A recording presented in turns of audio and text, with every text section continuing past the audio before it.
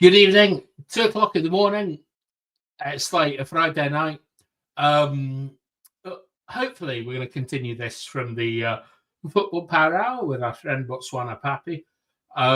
If you are here and you'd like to talk Manchester United, please join. I don't expect this stream to last particularly long because I don't think that anyone is going to come and join. But I thought I'd give you the opportunity to come and argue with me, as like whatever I say, normally people go mental at.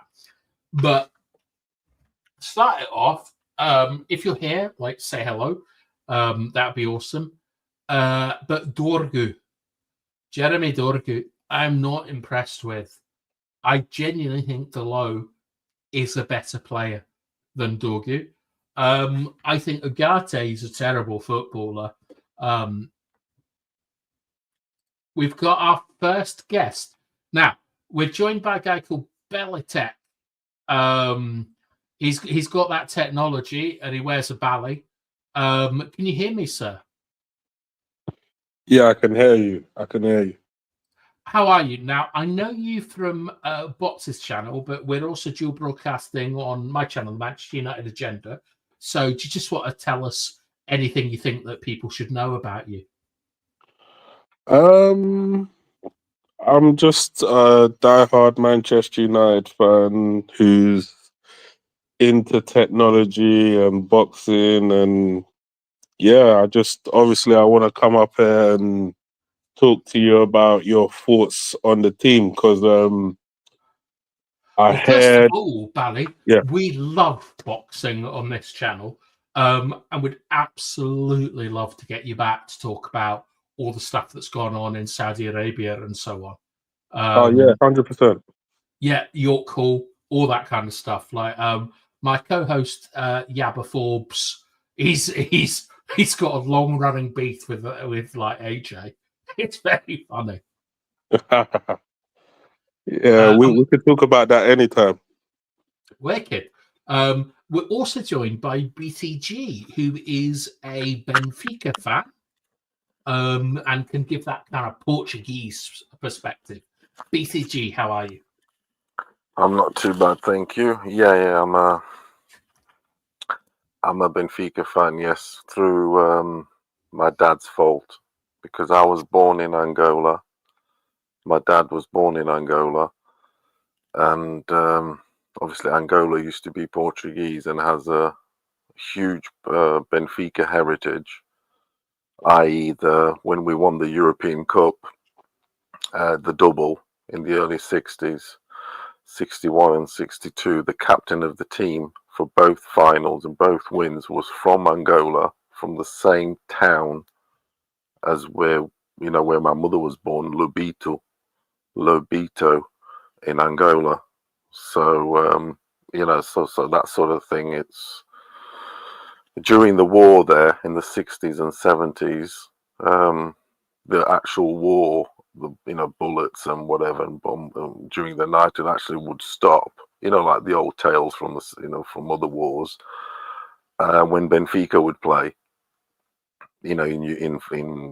especially in Europe, because we're always in Europe, or at the weekend or whatever, because they would all be listening on the transistor radios, so the war would actually stop. So Benfica's done very good for humanity. I'd like to think most football clubs have, to be honest. Yeah, in that sense. So yeah, I'm a Benfica fan. Bally, I do like other teams, but just looking from the outside. In your blood. Like I get that. That's like the German romanticism of supporting your football team. It's something that connects you to your past, like through blood. But Bally, why are you a United fan? Why am I a United fan? Yeah. I've been supporting United since I was a kid, really. I remember, I think my early memories of just getting into football was the year that Blackburn won the title. That was sort 93. Yeah, great 94. championship that was. Henning Berg, back wins, yeah. Yeah, that was my sort of my early remembrance. And I remember that, just watching Man United games, there was just something special about the team, even Mm, though at the time they wasn't like Blackburn were obviously the champions that year, but I took to Manchester United, and I've been supporting them ever since. what was it that drew you? Because I'm going to guess. I'm not profiling you, but I'm going to guess you're from London. What was Yeah, I'm it that from made London. you? What was it that made you a Cockney Red? Like, was it like the wing play? Was it the players? Like, what kind of rose that passion in your blood as a little boy to kind of go? Do you know what? I am in for United for life.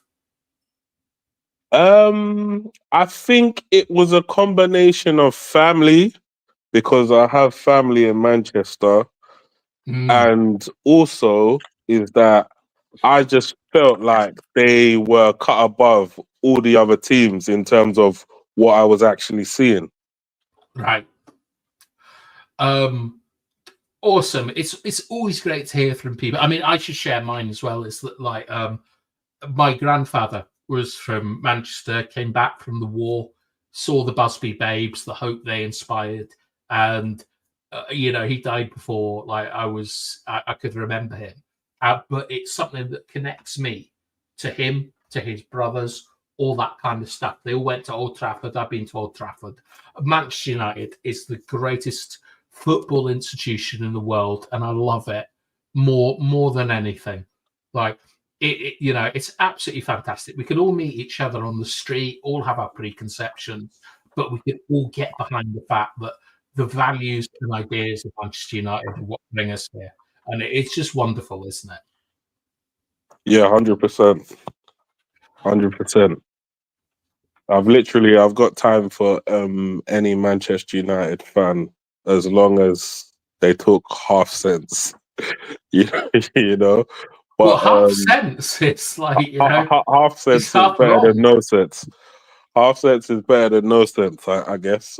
Because I'm a part of many football chats, and Hmm, one debate that has been raging for like the last month or two is Rasmus Højlund, and I've gone through the motions with this guy. I've gone from like sort of in his first season, that was the way he was playing in his first season. To uh-huh. me, I think everyone sort of got captivated by his 16 goals and his age and everything else. But in my head, the first alarm bells started ringing is when he went 16 games without a goal. And that's when I thought, I'm not sure if this guy's actually good enough, because, and also, yes, there is an element of the team not passing enough balls to him and things like that. But also, there's it's more nuanced than them just not passing him the Mhm. ball. And that's what I think it is. I know a lot of people keep saying, "Oh, they're just not passing him the ball. Oh, they're Right. not What's the crossing enough." nuance? What's the nuance? I think the nuance is that you also have to be a striker that the team wants to pass the ball to. I think the team are afraid of giving him the ball because he's gonna lose it. He loses all his duels. He doesn't seem like when the ball comes to him, he seems a bit clunky. He always like if the a defender's behind him, he always seems to be like sort of flopping to the ground, and it's he's like a robot. I keep seeing the same thing over and over and over again, and in my head, I'm thinking, hold on, if I'm a striker and the defender keeps on doing certain things to me, Hmm. because I think they know that he has a bad first touch. So before the ball even comes to him, they're trying to tackle him as soon as that ball comes on his touch. Hence the reason why when he's trying to throw all his body weight into the defender so he can get a touch, he can get a clean touch. But what ends up happening is he ends up dropping on the ground. Then he has to quickly get up. And then when he's doing his layoffs to other people, he puts people in trouble. And a lot of the times they're not clean. And I'm thinking to myself, why is it you seem like a strong lad, but why do you always put your back into the defender? Why don't you stick your forearm out and then sort of bend your knees a little bit so you're a bit more sturdier? Like, or if you know that because I'm yeah, gonna stop you there. I'm gonna show you some pictures, right? all right, Because like visual medium. Okay, here we see a striker in the blue and a yeah, defender holding up the ball. yeah, I think this is an example of good hold-up play. yeah, Can you look at this and yeah. tell us like what they're doing that Rasmus isn't? Okay, so what Rasmus is doing is Rasmus will have, he thinks that the best way of stopping the defender from getting to the ball is using his whole back rather than using his forearm to create separation between him and the ball. And that's what I think he's doing. So a lot of the time, the defender's able to sort of kick through him in order to sort of make his touch look like it's not clean. His balance is awful. Also, he's never he's always in a like there. His legs are too open, a bit like a boxer. You know, you mentioned boxing earlier. Which one? His stance is way too wide, so he's going to have to then get back into change position. It's going to BTG. be harder. Who are you talking about? I think he should be blue or white. He should stand taller here. He could still back the guy and have his legs closed a bit more. Well, right, but blue or white? Stand tall. Who is making the mistake here? I think White's making the mistake personally. Okay, but BTG, you were talking about like Rasmus's stance, his balance, and stuff. His balance. He has balance issues from what I know. See all the time. No doubt, no one is going to fight you over that. Like you can even see that Agile Beast here is saying that, like, he uses his back as a battering ram. He's like, I don't want to cast aspersions off anyone, but you see them girls dancing up in a nightclub ballet. They are using that. He's holding this guy up, but look who he's made himself pretty small here. He can stand tall here and still hold this guy. But who? Just turn White or blue? White or blue? The blue guy. I think the white guy's got. All right, now let me showing him down the lane. The white guy's showing him down the lane.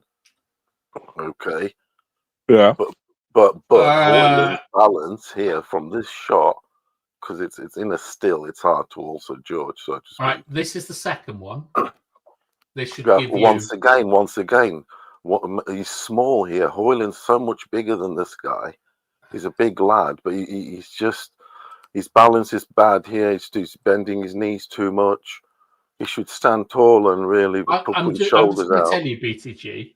I think when you stand too tall, you're easy to push over. When you bend your knees a little bit, you're it's like a low center to the ground. You're a bit more stronger, and you're like a immovable object almost. And he's also standing side on with his forearm in the guy's chest. That is why the guy is finding it hard to get around him. The guy in white looks like he's in trouble here, personally. Yeah, right. Bally, I completely agree with you. There's two things here that I see. One is in this shot, Mr. Blue, versus this guy apparently is called the Dumper, which is a hell of a number to have on your shirt. He's got his arm above the dumper, and that is what I'm looking for in a football player. Because, like, just put your arms up now, put your elbows up. You get your elbow over a man, you're in control of the situation, and you can see how balanced Blue is, right? it's obviously a still image, but you look at it again, and you see that kind of like circle of control. He's got his left arm out, pushing the guy away. Like, I'll give you a simpler example. Did you watch that video with I think his name is iShowSpeed. He's a very famous YouTuber. Yeah, I've seen him before. Right. He had a race with Jamie Carragher. Speed is like maybe 20, maybe he's younger. He Yeah. struggled against Jamie Carragher in a race because of how Jamie Carragher used his arms. Like, he shoved him off balance. He got his arm across him. Look at Blue here. Look at how he is like controlling the area around him. He's done it here. Like, he's got his shoulder, he's got his arm above the other guy. Like, if you look at the 55, like dumper, you see where his arm is. You see how low that is, how close it is to his body, and how like the blue guy has got his arm across. That means that you are controlling that situation. I ain't never seen Rasmus Højlund do this in that situation. So personally, I am more on the side of like Bally than I am on your side, BTG, because you were saying this is poor from Blue. I actually thought that's not Højlund, is it? That's just a normal match, is it? Yeah, I mean, like, look in the top left. It's a normal match. Yeah, it's a normal. It's a normal match. The reason why I knew how to identify it is because I've played as a striker before, so I know what I'm trying to do in order to control the defender. And the defender, he does this. When I say he's like a robot, he does the same thing over and over again, and everybody knows the definition of insanity. So when I see him doing it over and over again, I'm thinking, wow, we've signed a booby trap striker. So what is the definition of insanity? Is doing the same thing over and over again. So let's say you're making an error. Rather than thinking, how can I improve from this error? You just keep on thinking, let me just carry on doing it. And maybe if I do the same thing 100,000 times, we're going to keep getting a different result. But the problem is, he gets the same result. What is the definition of practice? Doing the same thing over and over again, isn't it? They're both the same shit. Well, the difference is expecting a different result. Essentially. Yeah, he's expecting a different result from a constant failure. You can be practicing a good thing or doing a bad thing over and over and over again. That's very true. That's a very good point. It is. So we're saying that doing the same thing over and over again reinforces the same habit. But Alec, it's not how much you practice; it's the quality of practice. Exactly. You can be practicing 1,000 hours, and the guy who practices 300 hours beats you because he's doing things. Getting back to practice, and you doing the insanity thing, doing the wrong thing over and over and over again. Well, there is a study that says to master something, you have to do 10,000 hours of practice, which I like a lot. But Bally, as a striker, I'm going to guess that you were you're a current player, you're a decent Sunday League player, etc. Yeah. Right. With Rasmus, if you had to like identify one area of his game that he would have to improve, what would it be and why? One area of his game. I think for starters, getting control of the ball, like, because you see the thing is, I've played up front where your teammates might not want to pass you the ball. And your teammates might not want to pass you the ball because they secretly don't rate you, because they think, he's not confident, so he's gonna lose the ball if I give it to him. So I think it's that he's getting that treatment at the minute. I believe that is one of the main factors, because you have to understand this guy loses every single duel all the time. And Yeah. say Garnacho would rather shoot than maybe square him a ball, you see, and think, nah, he's going to miss anyway, so I might as well have a shot from this. No, I've got to disagree with this, right? Like, I am not a striker, right? I'm a midfielder, and I can't lie. There've been times when I've passed the ball to a guy who isn't in the best position because I know he needs a goal. But with organized training and stuff like that, like I used like to give a bit of context, I used to play in like the 5th division of Chilean football. So like you're looking at like the Vanarama League in the UK. In Chile? Yes. Goodness gracious, that's different. Yeah, no. It was amazing. An Englishman in Chile. Yes. I can imagine that was amazing. That's different. Yeah, but like, you know, like I was a very like, I mean, now I'm a towering 5'10", but like when I was 19, I was 5'7". So like I got kicked out of the Coventry Academy. Dan Ashworth rejected me from Peterborough United. Like I had to go and make my own way. But the thing is that when you're talking about like, would you pass to a striker that you don't trust? For me, no. It doesn't happen in football because you work so hard in training where you're doing you have like specific scenarios, whether that's like a goalkeeper being pressed or like having access to a half space or whatever. But the thing is, hey, bath time, you can make as many scenarios as you want to make, right? But we got to get down to the nitty gritty here. Let's ask ourselves: is Højlund is he a great striker of the ball? Yes, that's his I problem. believe so. I believe that is. Tell me something, right? You are a striker. Strikers are always the worst technical players on a football pitch because when you finish, you need something different to cure striking the ball cleanly. Rasmus Højlund strikes the ball extremely well, but that's why he's a bad finisher. But why does he, when he does go on a run, why is he so head down? Is it because his technique isn't great and he wants that reassurance looking downstairs? I think the only thing he trusts because he can't trust in his technical ability because his technical ability is flawed. So the only thing he can trust in is his pace and his shooting. The problem is he's looking down. He's looking down in the meantime. He can't see the picture. Yeah, but the problem is, in Italy, he's able to motor away from players. In the Premier League, like every single player is fast. You can't just motor away from these players. That's why you have to have your technical ability under you. But he doesn't have the technical ability.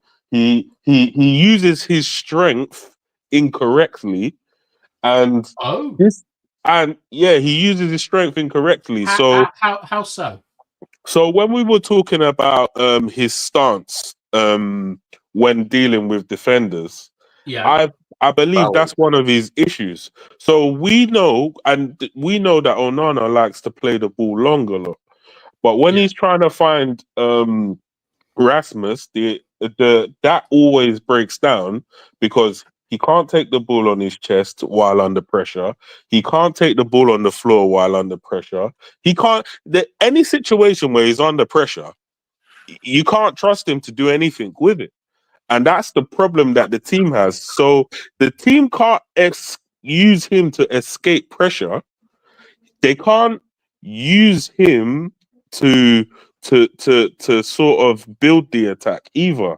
So really and truly, the only thing he's good for is getting a simple tapping in the box, or that's the only thing he's good for because he's not going to provide you no aerial ability or anything. So I've got to say, like, one second, BTG. I have to say that, like, I started off as a winger.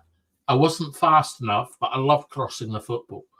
And when I look at Rasmus Højlund, I think you're so right. He is not in positions to score goals. Like you look at so you would probably remember Rooney, Tevez, Ronaldo. That would be your first kind of United love, yeah? Yeah, but I also remember Andy Cole, Dwight York, Teddy Sheringham. Right. So and I also Cole, remember Dwight Eric York. Cantona, and yeah. Right. So Andy Cole and Dwight York were on diagonals. That's why Yeah. they could do like quartarolus, like step overs through the ball and stuff like that. They're on different things. So they got someone helping them out. But they always made that like if they were the first striker in the box, the only striker in the box, they're making that near post run. And Rasmus, even like quite rightly, everyone is shitting over Rasmus because shitting over Delo, my bad. Because Delo, I mean, man, it's not a hard ball, like just putting it across the box. But Rasmus still went far post in that moment. He like, and that is a player with no confidence looking to score the far post, which is the easiest goal in football. And I'm worried by that. Yeah, Me personally, I'm worried because, like, as an example, even though I don't think Dorgu is that good, especially from the left-hand side, because from the research that I've done, he seems to be better from the right-hand side in terms of his delivery and his general gameplay. But I did not start to notice that when he was putting in balls in from the left-hand side, the balls were coming towards that near post, and Rasmus would he has a knack of arriving like fractions late. Like, and that I noticed that from the first season where they might just put a ball into the box, across the box on the ground, and he will slide in after the ball's already gone. And I kind of agree. I've never seen a striker doing so much to miss open goals. yeah, so I've I actually extensively studied this guy to the point where there's even a thing. So, like, let's say as an example, now we already highlighted that the team doesn't rate him for whatever reason. They don't trust that he's good in certain areas, right? As a striker, for me, if I see that I haven't received the ball in certain prime areas for whatever reason, there's one last trump card that every striker needs to know. Yeah. And that is I'm going to make something happen regardless of whether the ball comes to me from this guy or not through your anticipation. Yeah. Can I show you an example? Like I'm going to put something on the screen. We're probably going to get like banned for this. But here, this is Porto 3, Manchester United 3. And do you see the big black lad, Samu, next to the ref? Yeah. Right. What his good is. Okay. Right. What I want here, from ballet in particular, is I'm going to play this in stages. And I want you to tell me, like, because you're a striker. Yeah. So, like, I mean, first of all, we can see how he's set up to receive the ball. Yeah. He's not getting the ball, but let's just go through this. Okay. Ball between the lines. Martinez too high. Look how square we are. Yeah. Let's watch the movement of the number 9. So I'm going to play it 5 seconds, Bally, and I want you to tell me what he does. Here. What's he done here? So he looks like he's on the wrong side. Basically, he's putting the defender in no man's land, and when the defender turns to look at the ball, he might divert his run in a different way. That's what I'm thinking he's about to do. Because that's probably what I would do. I would probably jog behind the defender, and then whilst the defender is looking at the ball, I will fix to cut another way. By the time I start going the other way, he's probably looking to see where I am, and I'm gone at this point. That's what I'm thinking he's going to do. We should play football, Bally, because what you're saying is music to my ears. Now, just before I say what I think is really good, BTG, what here, like, think about, like, if you're not a striker, think about Delict, think about the guy on the ball. What is our striker here, the number 9, doing? Well, he's like maybe going. He's maybe going goal side of the defender, making the wrong run. But Samu here is giving himself some space, so he's putting himself behind the striker, so the defender. So the defender then has to look over, but Samu's running head on, so he can either go right here, but he's going to go feint to go right to send the keeper sort of to the right, but he's going to quickly move in left central. All right, hang on a second. Are you like what position? Sorry, I haven't asked this before. What position do you play? Midfield. All right, let's pretend that this is like a run from midfield. As Delict here, what do you want to be doing, like, to know where Samu is? What do you mean? If I'm what? Say that again. Let's pretend. Right, so you play midfield, right? Yeah. Have you played? Have you played 4-4-2, 3-5-2, 4-3-3? Yeah, say 4-4-2. Yeah, it's defensive mid, attacking midfielder, 2 wingers. Yeah. All right. So any late run from like into the box is the job midfielder, correct? Yeah. So let's pretend Samu is a midfielder running in here. Like, in order to know where he is while still knowing where the ball is, what would you be doing? I mean, in this situation here, I would feign to go to the right, to open the middle. No, you're defending this. You're defending this. You're defending. I'm defending here. Yeah. So I'm the dude in the red. Yeah, I'm defending. Yeah, okay. I haven't explained this very well. What you would want to do is you'd want to have your arm out, in this case, Delict's left arm out, touching the player to know where he is. When you can't see the ball, you put your arm out, because then you know where your man is. And if you can't touch your man, you got to look for him. Yeah, that's what I would have said. Yeah. Yeah. Right. Okay. I probably explained. Yeah, arm's length. You do a good arm's length. That's what you want to be. Yeah. Defender can only know where you are through literally, especially when your back's turned. You can only know where the guy is if you got a feel on where he is. Yeah. So Bally here. I always good arm's length. I've got to change. So if you're Samu, yeah, right. I'm not a striker, but I think I used to play like wide sometimes. I am hoping that my striker understands that a defender is trying to get his arm out, trying to find where he is. I think Samu's position in this, what we can see on screen, is perfect because it absolutely does Delict if he's controlling his arm out. He's controlling him right now in the position that he's basically controlling him right now. Yeah, you can go either way on him because look at the Delict's balance. Delict can't change direction that quick, no chance. So Samu's got the left and the right on him. That's what I was trying to say.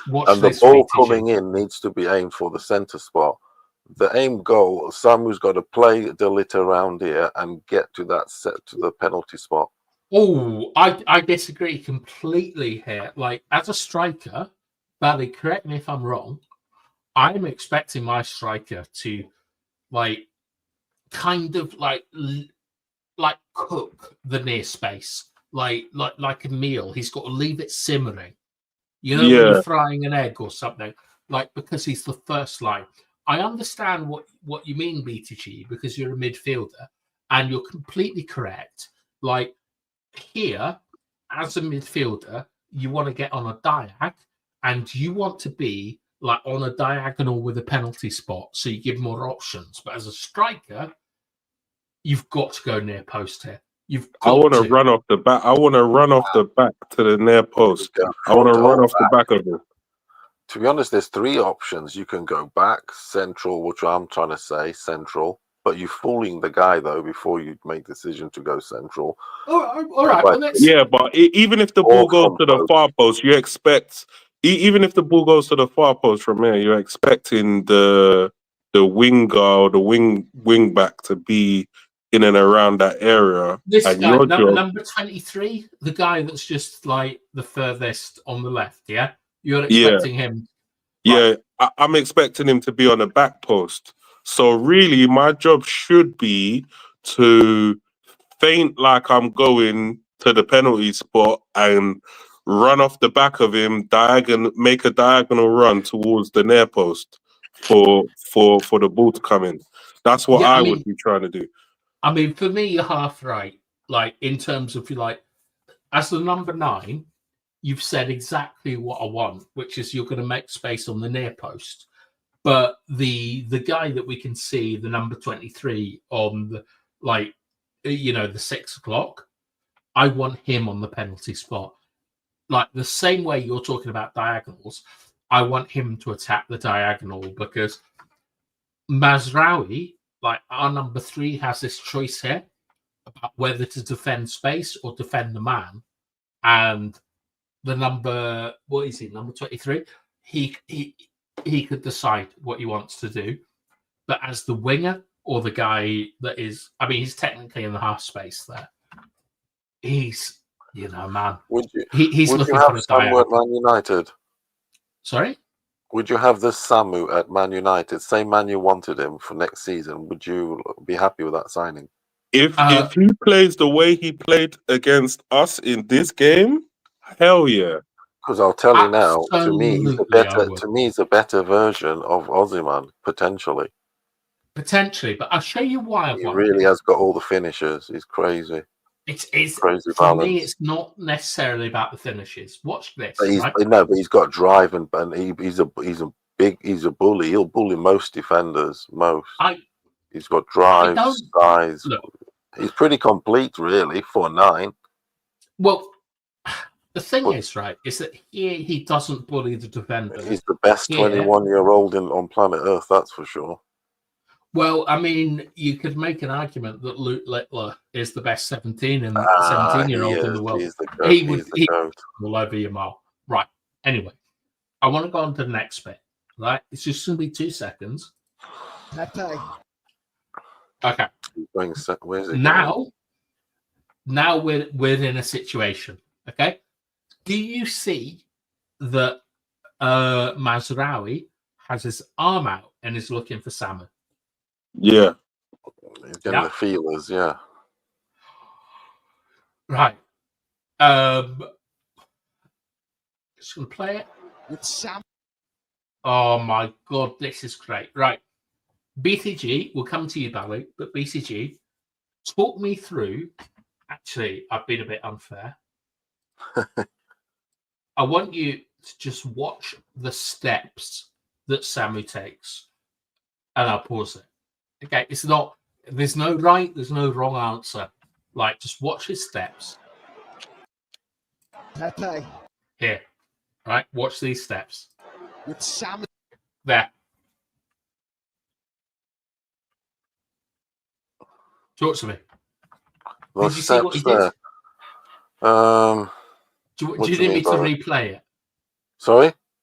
Do you need me to replay it? Yeah, play that. I mean, you kind of get to the steps, but then it's just stop. All right. So here, okay, I'm gonna play it. Like I said, he's still driving right through the middle there, that ball there. But then sometimes you just pull back a little bit, just to then the defender keeps going. So you just, still holding back.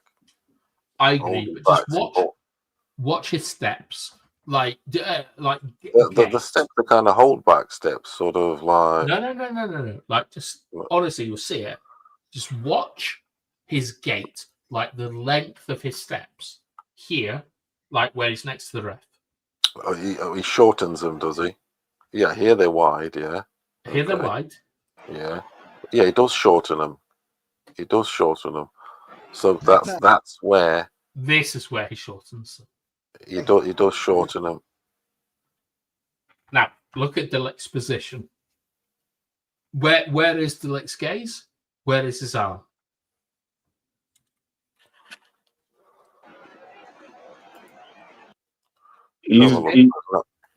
He seemed like he was looking around to see where. Ellie, now I can see better. Keep going then. Pepe. Yeah, This is the perfect he's example. always got the better of Delit because he can cut in or out. Both sides are on Delit. So The thing is, Delit can't really even see him properly. The only thing he could probably see is him in the peripheral, but he can't really see him properly. So yeah, he can't also see the flight of the ball at this point. So he's literally in no man's land.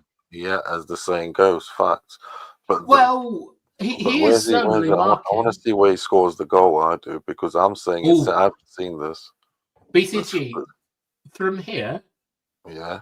I don't look. This isn't about getting things right or wrong. Where do you think he scores the goal from? From here, I haven't seen this goal, dude. Yeah, like I said, penalty or far. From day here, I think it's definitely nowhere to the right. Like I keep saying. Would that be near post? Yeah. Yeah. It's the here on the left. Yeah. So he keeps this side of the penalty spot. Yeah. Okay. Are we happy with Onana's position? By the way. No, I'm. He should be in his goal, to be honest. Yeah, I'd probably shoot it now. Yeah, it should be on his goal. What's really on the 18-yard line. I mean, he shouldn't be there. Yeah, he shouldn't. Right. With Samuel. Okay. Oh, definitely not there. Jesus Christ! Because look how he's ball over him. He's knackered. I've got to say, as a goalkeeper, like I played long positions out. I can't comment on goalkeepers. I don't know. Well, I've done. I've done some goalkeeping. I've played goal also and stuff, and I'm 6'3". When I was young, I did play goal. Well, I just play anyway from midfield backwards, not forwards. Yeah. So, yeah, that it's doesn't look like an issue to me. Look, that's right bad positioning. That goal, that's terrible. What's wrong with that? He's too far out there. He should be more central, a little bit more. I think he's too far out. How about here? That looks all right to me. Still too far out. I should have just a couple of steps, at least a couple of steps, sort of to the left back. Right. So you're saying he's too near the penalty spot as opposed to his far post. No, I'm on about Onana. That's what I'm saying. Yeah, Onana's too far out there. Too far out there. Onana is there. Right, let's look at the movement. Okay. Pepe. Delect checks. Okay. He can't get his arm across. Like, I know you're not centre backs, but if we go back to that picture, right. So Delect is checking where he is. Now here, I know it's difficult in a steel frame, but but you can see he's about to change direction here. Well, it's not changing direction; it's slowing, isn't it? He's keeping Delete guessing because it's just two little steps.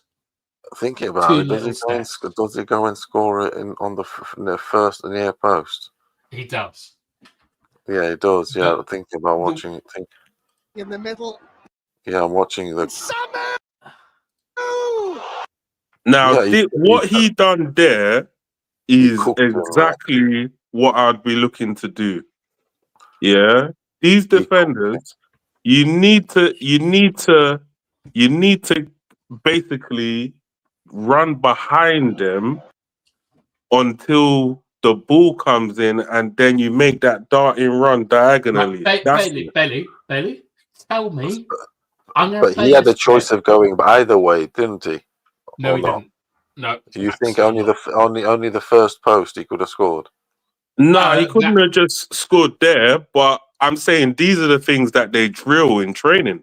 Yeah, Exactly. Hang on. that was good. Like, Bailey, He's good. He is, Samuel. you're a striker. Like Yeah. here, we're in a good moment. Like you've been in this moment all your life. Wingers have let you down. I understand. Tell me when he should make the I'm going to say the space. Okay.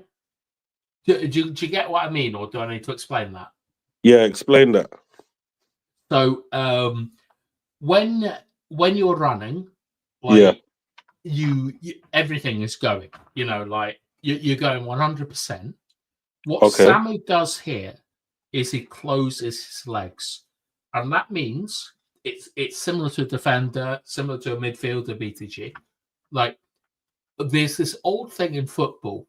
Like I still think it's relevant, which is close down, slow down, go down. And it's about how you need to close the space and then you need to slow. And the reason you need to slow is that someone doesn't do you. Because if you're running at 100 miles an hour, someone's going to do you. Yeah? Yeah. So here, where does Samu use the Lick's pace against him? That is the question I'm asking Bailey. Do you understand it? Yeah. Yeah. Where is it that he uses the pace against him? So here you can see, just based off their biomechanics, they're both going at full speed. I mean, I would say when he starts, he's driving here. Here he's driving, and then I think they're all running near to. They're not running at 100%. You would say they're running at like 70. But where he uses pace against him is when he uses his pace against him is literally once he starts shortening his steps. Because the Lit's momentum is already taking him the Lit's momentum is already doing one thing, and he's shaping up like he's looking to do something else. So when he starts taking the short steps, it's the moment he starts taking the short steps. That's when I could already see that he's going to change his direction. We can see it. Tell me, right? I will play it. We're gonna get. Don't worry. We're gonna get. He takes him to the penalty spot. He actually takes the Lit to the penalty spot and makes Tell his move. me where he short. Just say stop when he shortens his steps. All right. Pepe with Samu waiting. It's there, by the way. I know. Sorry, I told you where it was, but I was getting bored. Where's he shortening his steps? Pepe. Yeah, right here. There, yes. Yeah, when he's got Delit where he wants him, he drove him to the middle spot. We're looking at it now properly. He drove him to the penalty spot and to open space for the near post, and then he drove in. Yeah, he was always on his heels. Okay, hang on. He was always on his heels, basically, on Delit's heels. I don't disagree, but you said that he was opening space. Yeah. Yeah, for the center. Yeah. Look at it now. Yeah, so he drove him to the penalty spot. Okay, centrally, and then obviously he cuts into the near post. So it is a play worked. It's a play that they've worked. Yeah, they've worked this. I disagree. This is not a play. This is just being a striker. In play development to it. No, this is just being a striker. Like here, this is the exact moment he stops his steps. See, watch. The little steps. Delete, big steps. Poor defender. The middle.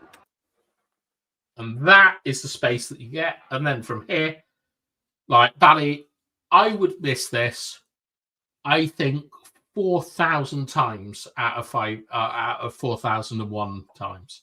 You scoring this? 100%. 100%. Really? It's a nice first time. Yeah, Wow. 100%. Because you see, this year, in my head, I know what I want to do before I even get the ball. So there wouldn't be any hesitation as to what I would be doing, whether I'm going top corner or whether I'm going to the far post, or if I'm aiming direct towards the goalkeeper, hard and low, sort of aiming for his legs to do him with a nutmeg. So I mean, Yeah. there's all different. There's probably like 3 or 4 finishes I could probably see myself doing on the first attempt. Right. First of all, I've got a shout out to Agile Beast. He's been commenting, and I'm so sorry, Agile Beast. Like when I have the video footage up, I can't see the comments. But you're saying runs far post, then changes. Yeah, completely correct. Casemiro casually jogging. This is not the fault of a midfielder unless it's about pressure on the ball. Funny thing is, Rasmus has scored a similar goal for Denmark. And that is a funny thing. You have to ask yourself why. But like Bally, you were talking about like finishes. Right. Are you like right-footed, left-footed? I'm right-footed. I can use my left-footed. I can use my left foot instinctively, but I can't think about it. I just have to use it. I get it. Could you like? I'm gonna guess you couldn't score a penalty on your left foot. Yeah, I can score penalties with my left foot. Do you take corners? You take like penalties on your left? I'm actually quite good with ball delivery as well. You scored a penalty on your left foot. Yeah, I've scored penalties with my left foot. Yeah. Nice. All right, that tells me everything I need to know. When you're like using, like, if you're left-handed, I think it makes a difference in how you head a football. Okay. Right. So imagine yourself on your right receiving a ball, then imagine yourself on your left receiving a ball. There is something much more comfortable on your right-hand side than on your left-hand side. And like, I used to know this guy. Well, my teammate. I'm probably going to delete this stream, so I'll give you a bit of an exclusive.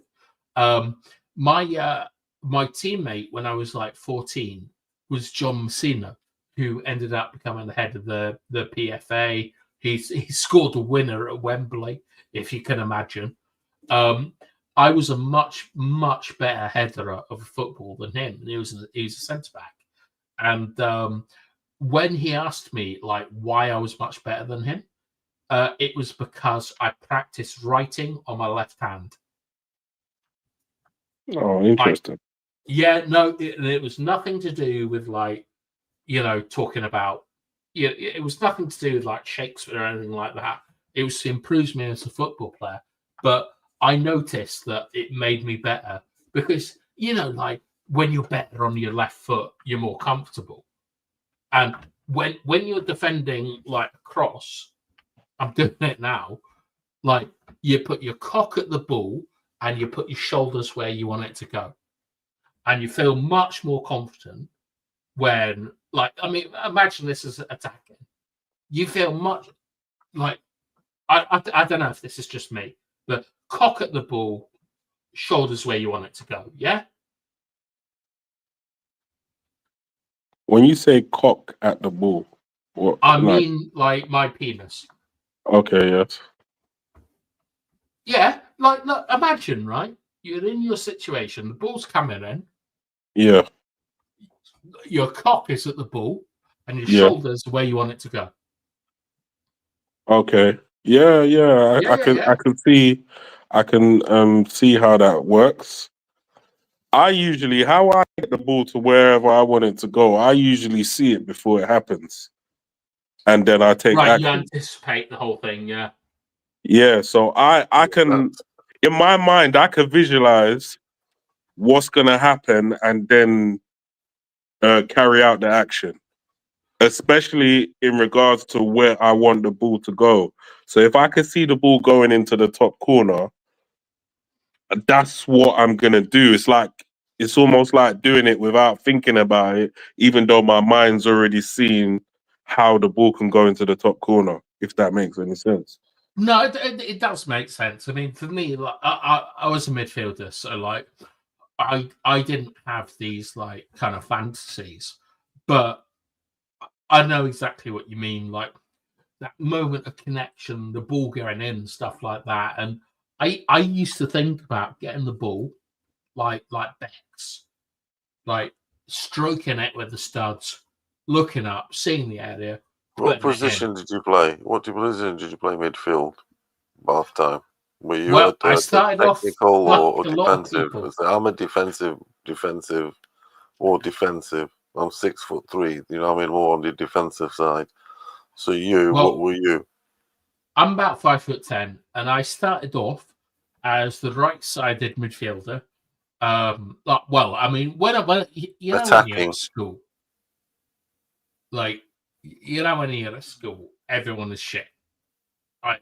I played like for like against like Catholic schools as a 10, and I could do what I wanted. And then, bit embarrassing, but I faked a lot of stuff in terms of like I faked newspapers and stuff to get trials. Like I had trials at like Coventry City. You Aston faked Villa. what? You faked what? I used to make newspaper articles where So like you bigged like, up yourself more than so. oh, more than that, I used to say like bathtime is generational talent. Do you Like know what he's though? only Do you know 15. what though? Do you know what's crazy, right? Obviously, I came to England. I'd already played some, amateur, and then I had whatever. But bringing my kids up because I had two lads, I took him, I put them through the football system, right? You know, the local, blah blah blah. Yeah. They went for all their county trials, this, that, and the other. You know, they were county champions, blah de da.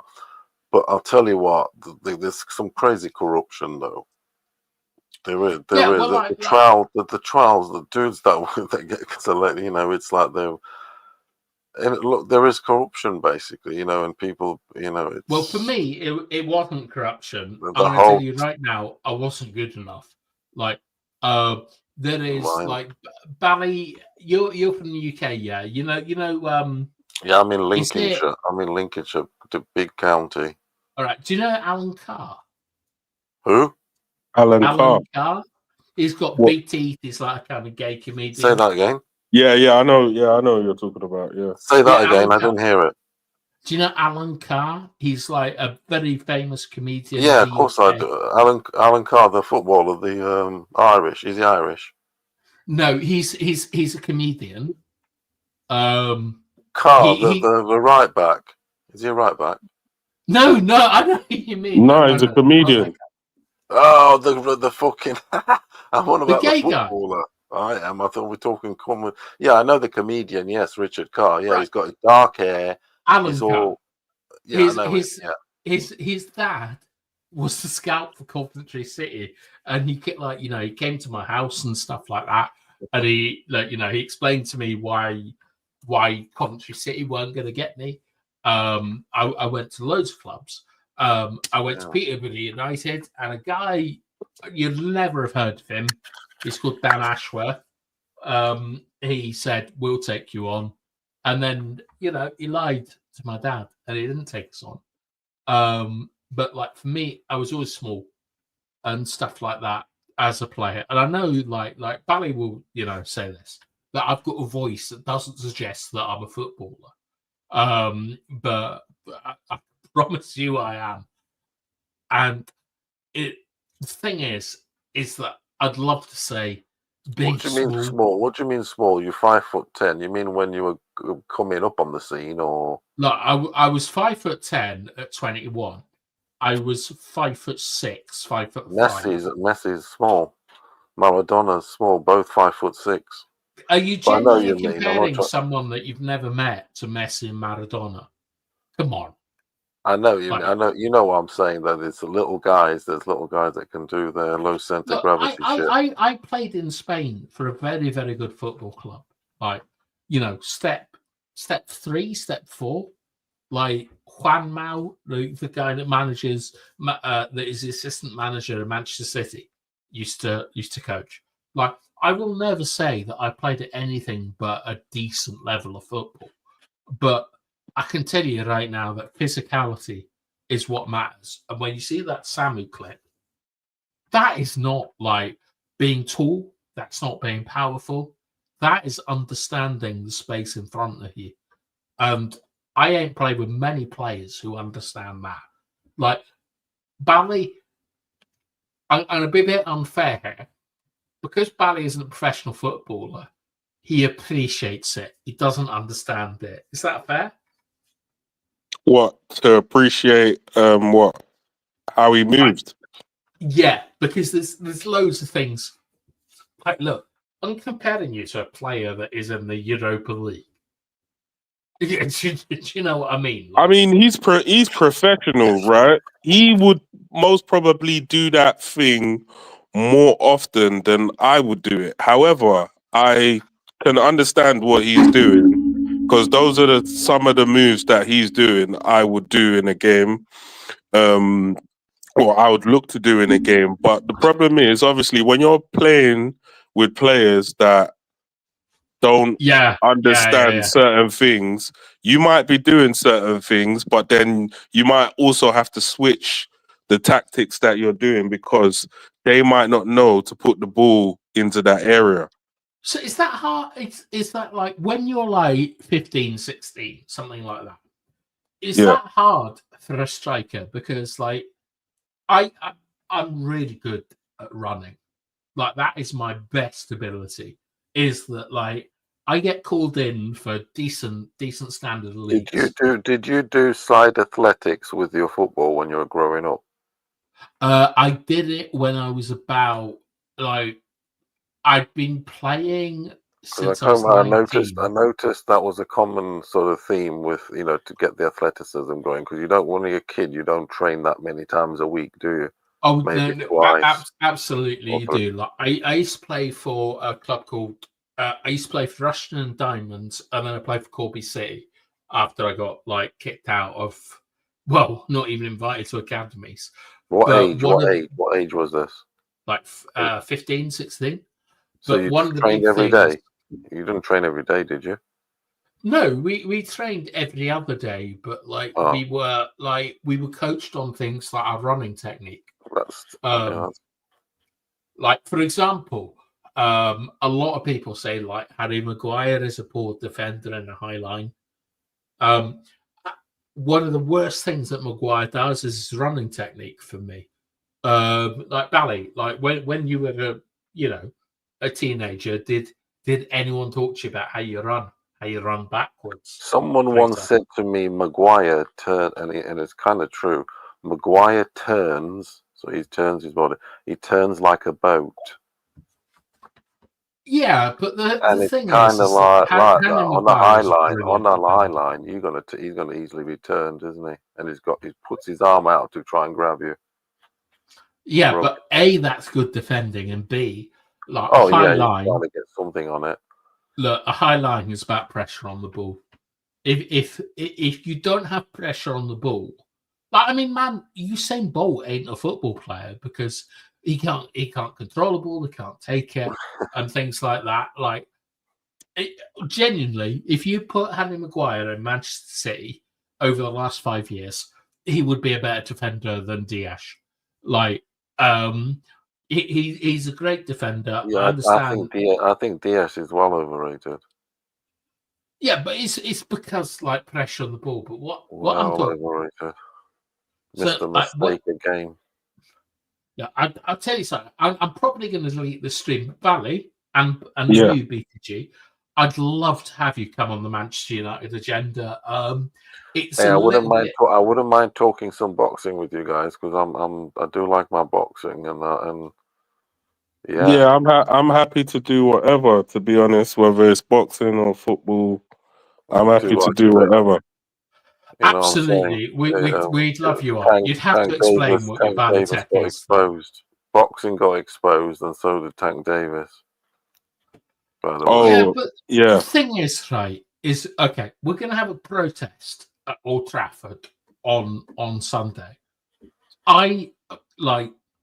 I've been to York Hall a few times. Like, I'm a technical boxer, and by that I mean that I did 3 spars when I was like 14, and on the 3rd spar I got liver punched, and I ain't doing it again because I'm not You about. got the floating rib.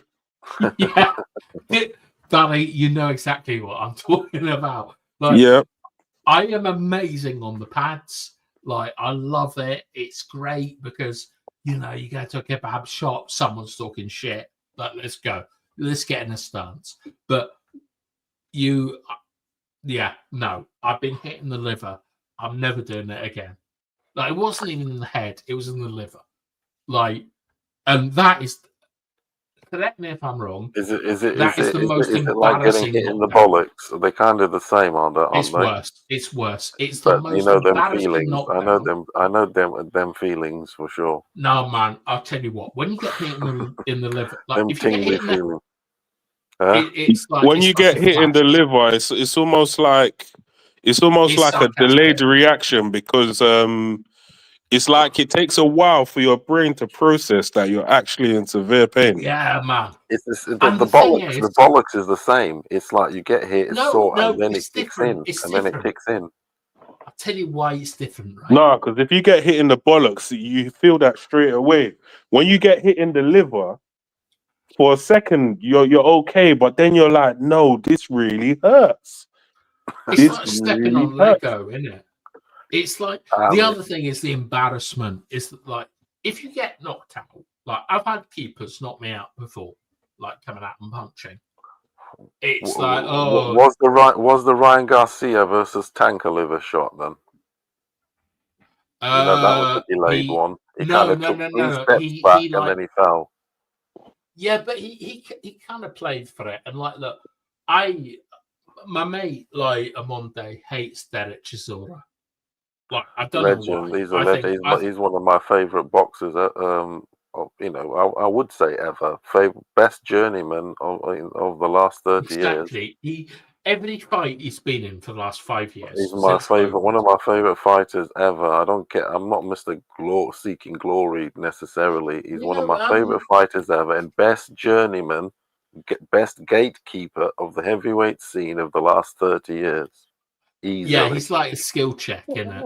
Yeah, I mean, I give him that. He's one of them. I like he's shout certainly out. beaten some decent opponents. So I I like give him that. Yeah, but and I he mean, gives Bailey, gives he's just a everybody skill check. smoke. He gives everybody smoke. Everybody. No, man, if you're up against him, it's like being up against like Tony Adams, like Sol Campbell, Rio Ferdinand, Vidic. They're all a level above, but you got to get past Tony Adams. Like, if like do you know who was the hardest player to get past? To get past for my team back in the day was Rijkaard. It was like getting past Rijkaard. I never saw him, but do you know what German romanticism is? Eh? Have you ever heard the term German romanticism? Yes, not really. Right. So, Bailey, it is. Have you ever heard ethno-nationalism? Yeah, I think so. I think yeah. That's that, yeah. English for the English, i.e., white people only. Yeah. With Derek Chisora and with, like, you know, Fury and stuff like that, I think personally that, like, Chisora was just kind of getting a paycheck from being beaten up. until Saudi he's always came in. been that guy. Of course he is, and so I'll tell you who was also that guy, and now he's been released from the In shackles. terms of a little bit of racism. Parker was another one. He was Eddie's sort of houseboy. He was his houseboy, and now he's released. Look It's what a you can wild do. claim. Oh, it is. Houseboy Oh, is yeah, a very it is. loaded No, but phrase. you do know that sometimes these boxers just improve, and also, and the Yeah, one thing I would say, because obviously the form, sometimes they get into a bit of form. But one thing Yeah. I'll say is that the especially heavyweight division is different, right? Heavyweight division, anyone can beat anyone. I think everyone can sort of beat everyone, and obviously the styles make fights.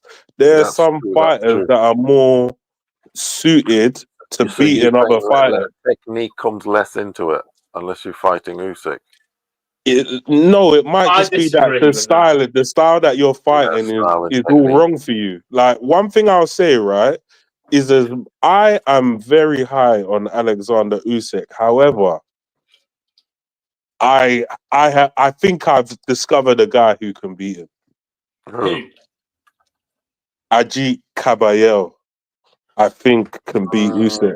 Because the way he Look, moves he's into the good. space. Look, he's good. He's good. He is No, good. no. Very well. I get what I, he's saying. In He clean is I'm bunches, just gonna be real. I don't think but no because chance. he goes No for the body, the whole fight, and he throws punches in bunches. I've He seen does him stop combinations. multiple heavyweights now to the body, yeah, and his Yeah. body attacks are insane. I And what are personally, Usyk? I What don't are want to get Usyk's into the ring with a weaknesses? guy like that. Hang on, one at a time. One at a time.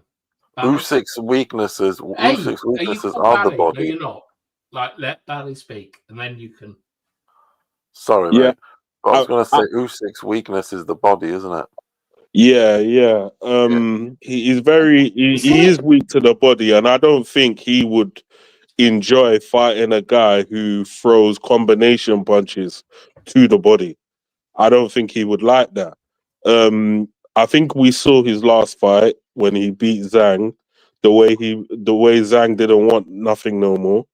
We saw that. Zhang is a golem, mate. I Like, was out, dude. he's I like was Deontay surprised. Wilder. Yeah, but he got off the canvas and he carried on just beating him to the body. He did knock him down. So I mean, Zhang did have some skin in the game. Look, I Bailey, think how what tall are made me you? a believer is when he beat Makhmudov. That's when Mm. I said, "Whoa, this No, guy." and another one was Frank Sanchez. That was the Yeah, one that surprised me. yeah. Cuban Frank Sanchez. He did him in 4 rounds, I think.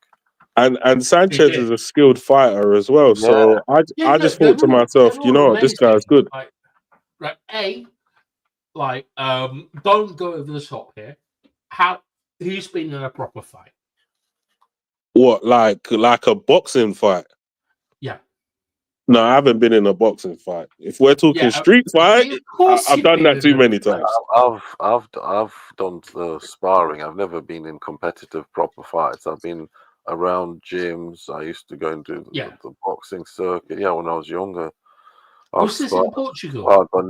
I've never like, been a boxer as such.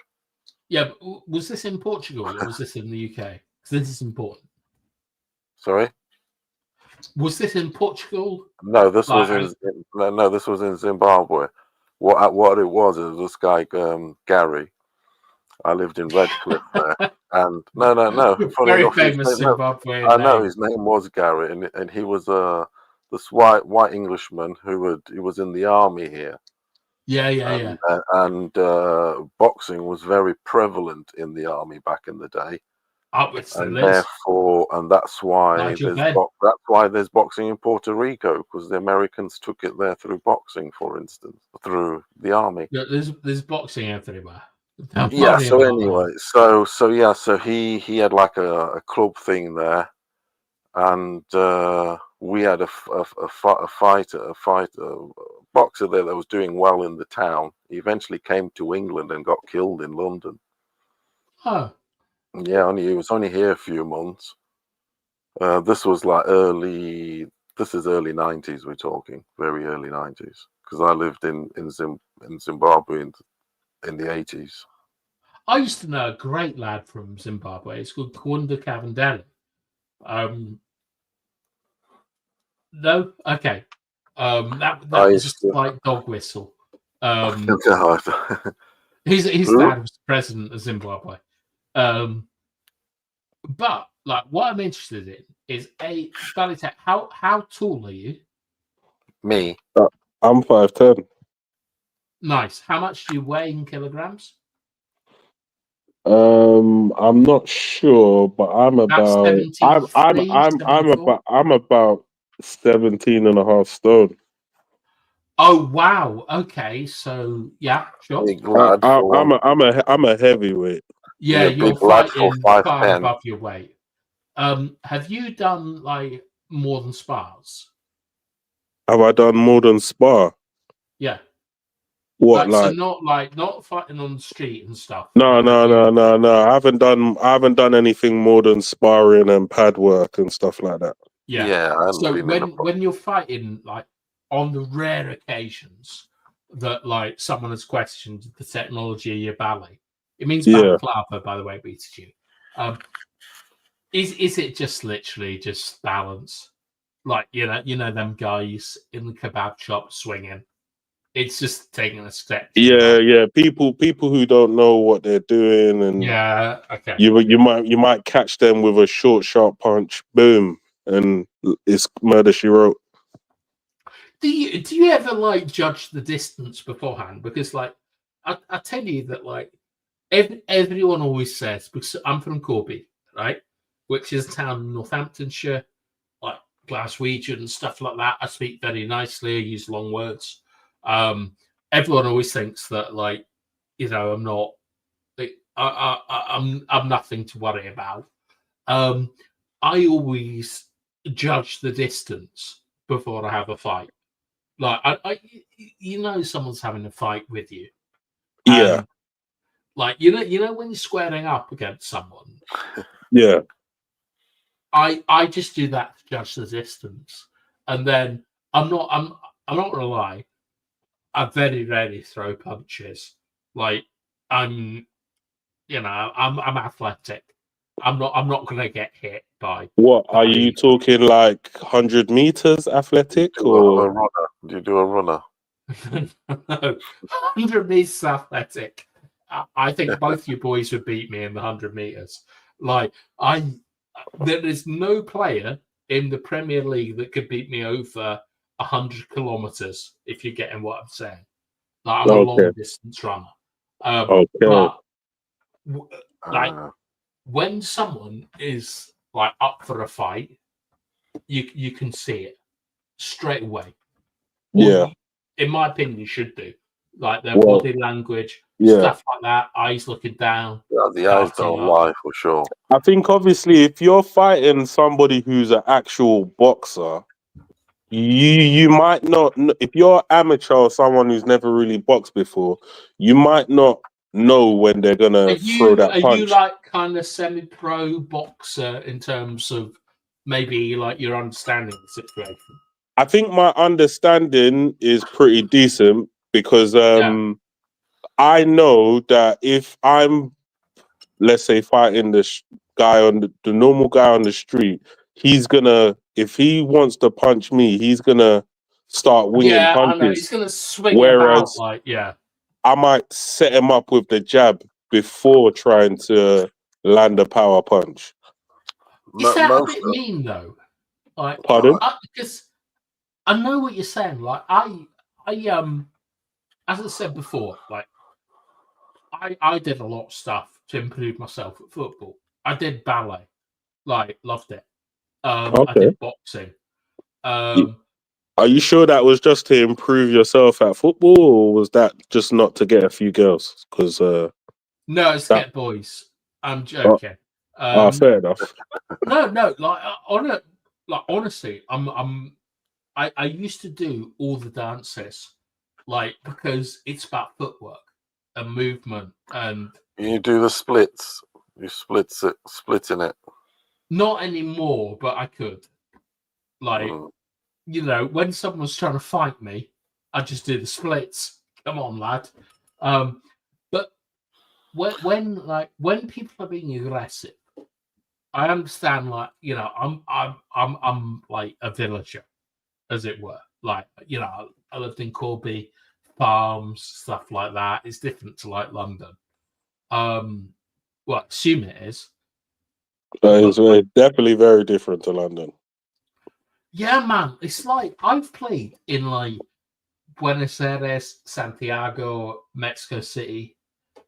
I haven't played a lot of games in London, and I get worried about what you do because of knives and stuff. Yeah. Do you know what I mean? Like, you nutmeg someone. Yeah. I mean, I played in Newcastle. Bathtime. I wanted to and Bailey, I want to ask you a controversial question. Not controversial, but Graham Souness said in an interview more than once that the Argentinians make the best footballers.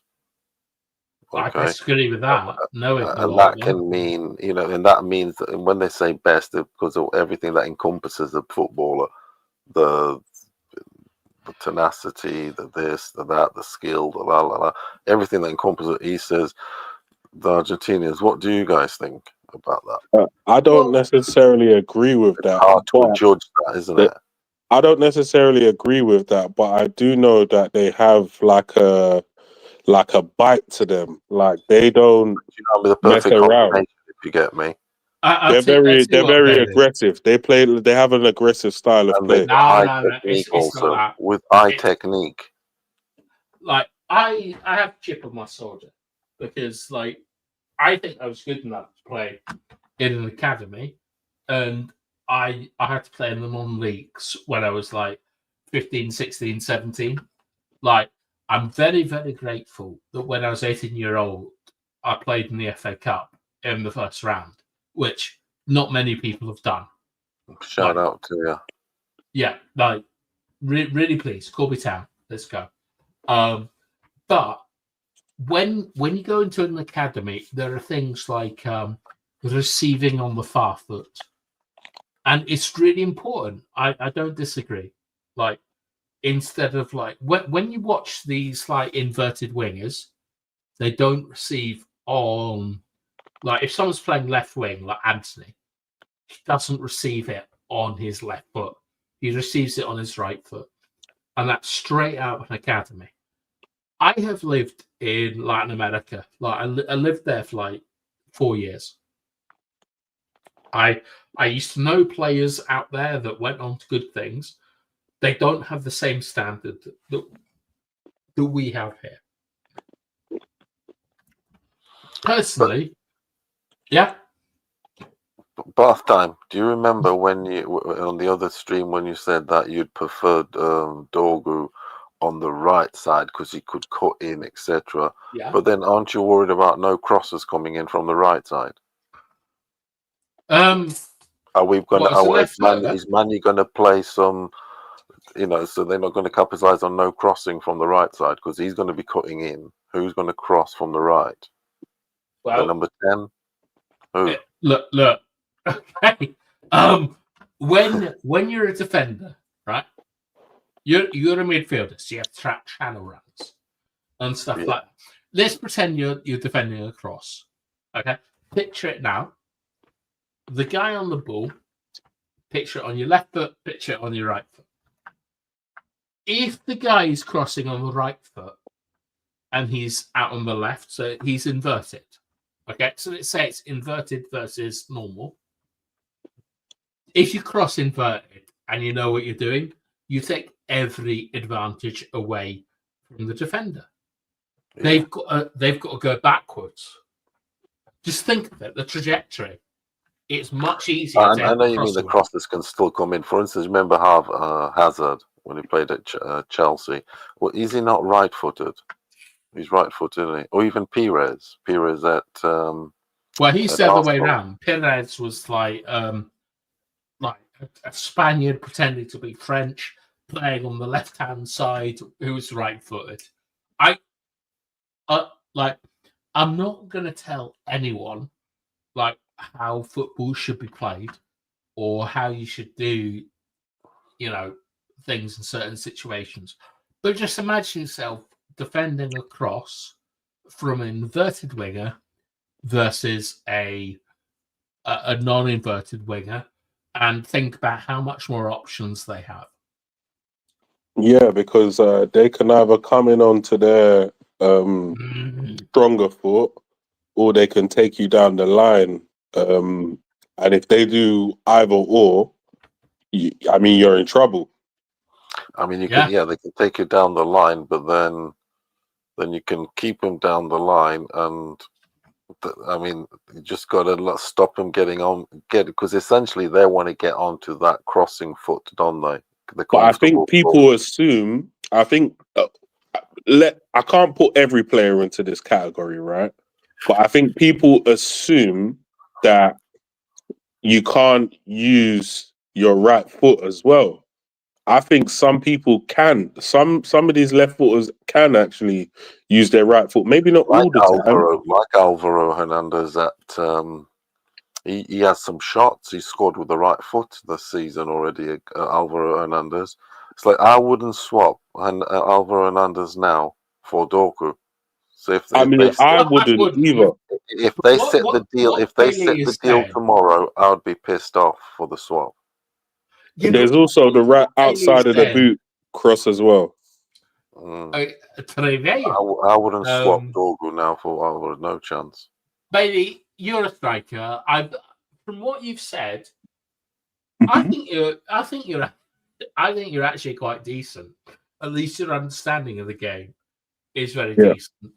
For me, like I have a very silly theory, which is that like if you're right-footed, just shoot off your right foot, maximize your game. Like, in terms of like, I think you're quite young in football terms. Like, I think you're under 30. No, I'm 38. So am I. So you will have played in 4-3-2-1s, I think. Yeah, I've played in 4-3-2-1. I've played in 4-4-2. I've played 4-5-1. I've played 5-3-1-2. I'm not great at mathematics. I'm not Gareth Waterman. But my kind of point is, well, my question actually is, when you're receiving crosses, do you want someone who's inverted or someone who's natural? Like, why? Do you know what I mean? Like, me personally, I would prefer a right-footed crosser if they're, I prefer your favorite foot because like then I can. Side. Yeah, I prefer your favorite foot. Are however, you a physical boy? Are you fast? Are you tall? Yeah, I'm 5'10", but fast and strong. Yeah, I get you. You want it early, is basically, I think, what you're saying. I don't. To be honest, I don't mind coming to the ball. I don't mind the ball over the top. I don't mind hanging off the last man. Like I'm just foe, innit? I'm just either which way.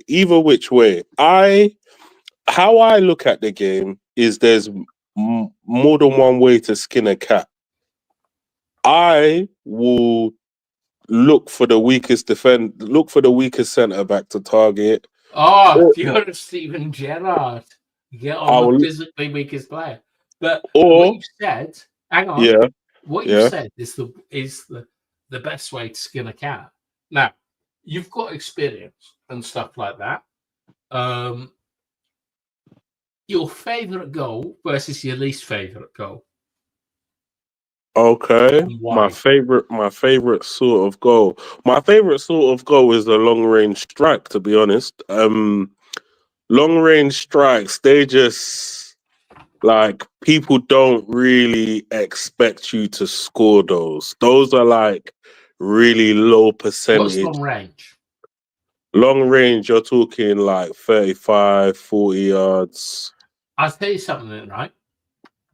In the first 5 minutes of match, one of my goals is to hit like a shot at goal from maybe 40, 50, 60 yards. Okay. Because it means the keeper stays on his line. I fluked a couple of goals doing that, but I know exactly what you're saying. So long range goal means that someone has to come put pressure on you. Yeah. Yeah. And also for me, I will start attempting long ranges if I'm having a poor day with the defenders. So so that's why I say there's multiple ways of skinning a cat. And I don't think Rasmus kind of gets this. Does he? He can't shoot from out the box, can he? Really? I could have games where the defender feels like he's got me in his pocket. And then I start dropping off to receive the ball and then start shooting from long range. And I'm pretty good. Yeah. I'm pretty good at shooting outside the box. I'm pretty decent at shooting inside the box. So for me, it doesn't really matter. Like you step just Sunday League, Sunday League. What step in Sunday League? I don't really know how to like. What do you mean? Are you playing for dog and duck teams, like a pub team? Like, are you playing? Yeah, that sort of team. Yeah. Okay, sure. Like, nothing against all that. I played. I was never somebody who wanted to be a footballer. I just played for fun. If that makes any sense. Well, yes and no. Like I used to. Do you remember that story about Peter Shilton, the England goalkeeper, like hanging off banisters and stuff like that? I used to run around. With your knowledge, you're definitely obsessed bath time about it, but you have to. I used to run around a field with a bin bag behind me, like trying to get faster. Not like I did everything I could to be a professional footballer, and I got nearer than anyone else did. Like I played in professional leagues in Chile and Argentina, right at the bottom, but still professional leagues. And I've no regrets about what I did because, you go on social media now and you talk to very fat people about like how you should receive the ball. And it's very funny. But like I have genuinely no natural talent. I made everything. Free kicks. I did that all by myself, running all by myself. And that's what you need in football. I hear that. I definitely hear that. People need, especially if you want to be a professional footballer, people need to actually put in that effort on the training ground. That type of training where nobody's looking, you're trying to improve. Saying about Garnacho on the other live, Garnacho ain't no way. Yeah, but Garnacho has done it. Like this is the thing, right? Is that everyone talks about.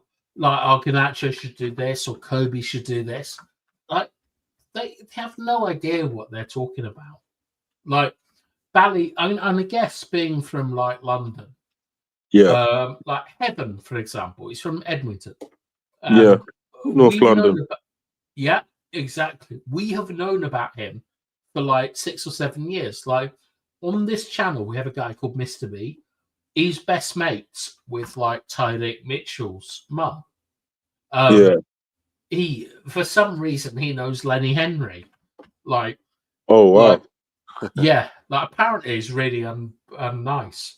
You can watch it on a different show. But like, it's like, is it comic relief?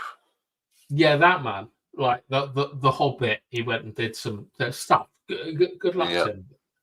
But the thing is like, for example, I got shouted down the other day because I said I just wanted to sound South London footballers. Because are you from there? Yeah, South London footballers are typically the best footballers in London. Like if I'm going to be real, how's they're that? typically the best footballers. You know, South I think it's just that obviously South London is a very sort of gritty sort of.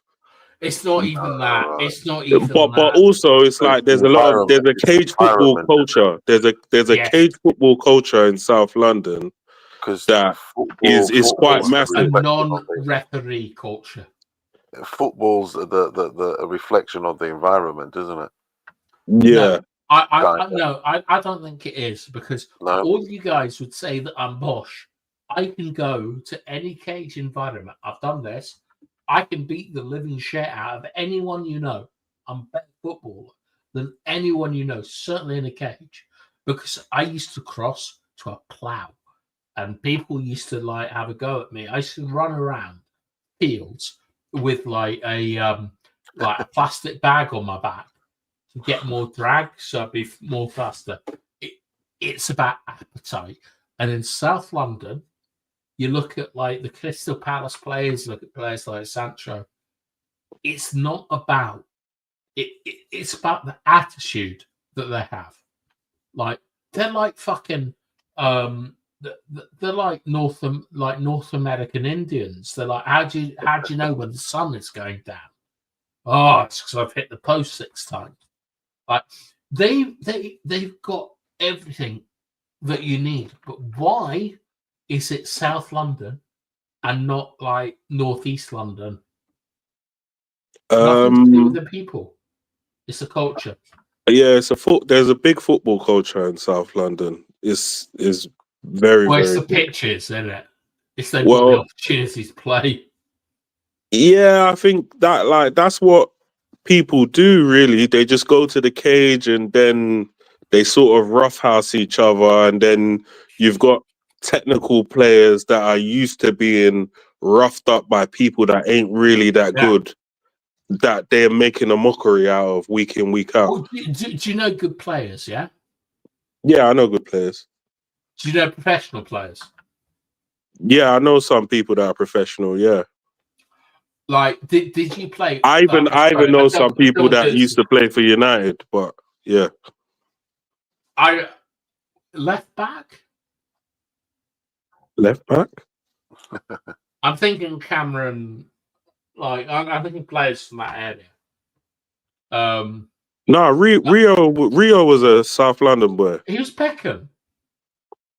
Yeah, but that's South London. Yeah, exactly. So I'm saying, Bailey, what team do you support? What team do you support, Bailey? Man United. United boy. So you're London. You're a London guy, yeah? Yeah, London. That was. I'm not trying to be funny, but how come you didn't fall for any of the London teams? Because it's Cockney Red. When I started getting into football, I had family that was from Manchester, and they always told me about Manchester United. Then when I started actually watching it, Man United is the team that I fell in love with. I didn't. Yeah, Blackburn days, you said, yeah. Yeah, Blackburn days, yeah. You said, yeah. All right, so I didn't realize you were in London, sort of thing. We don't subscribe. My brother was a Crystal Palace fan initially, and then he changed over to like Liverpool. I like Palace. I've always liked Palace.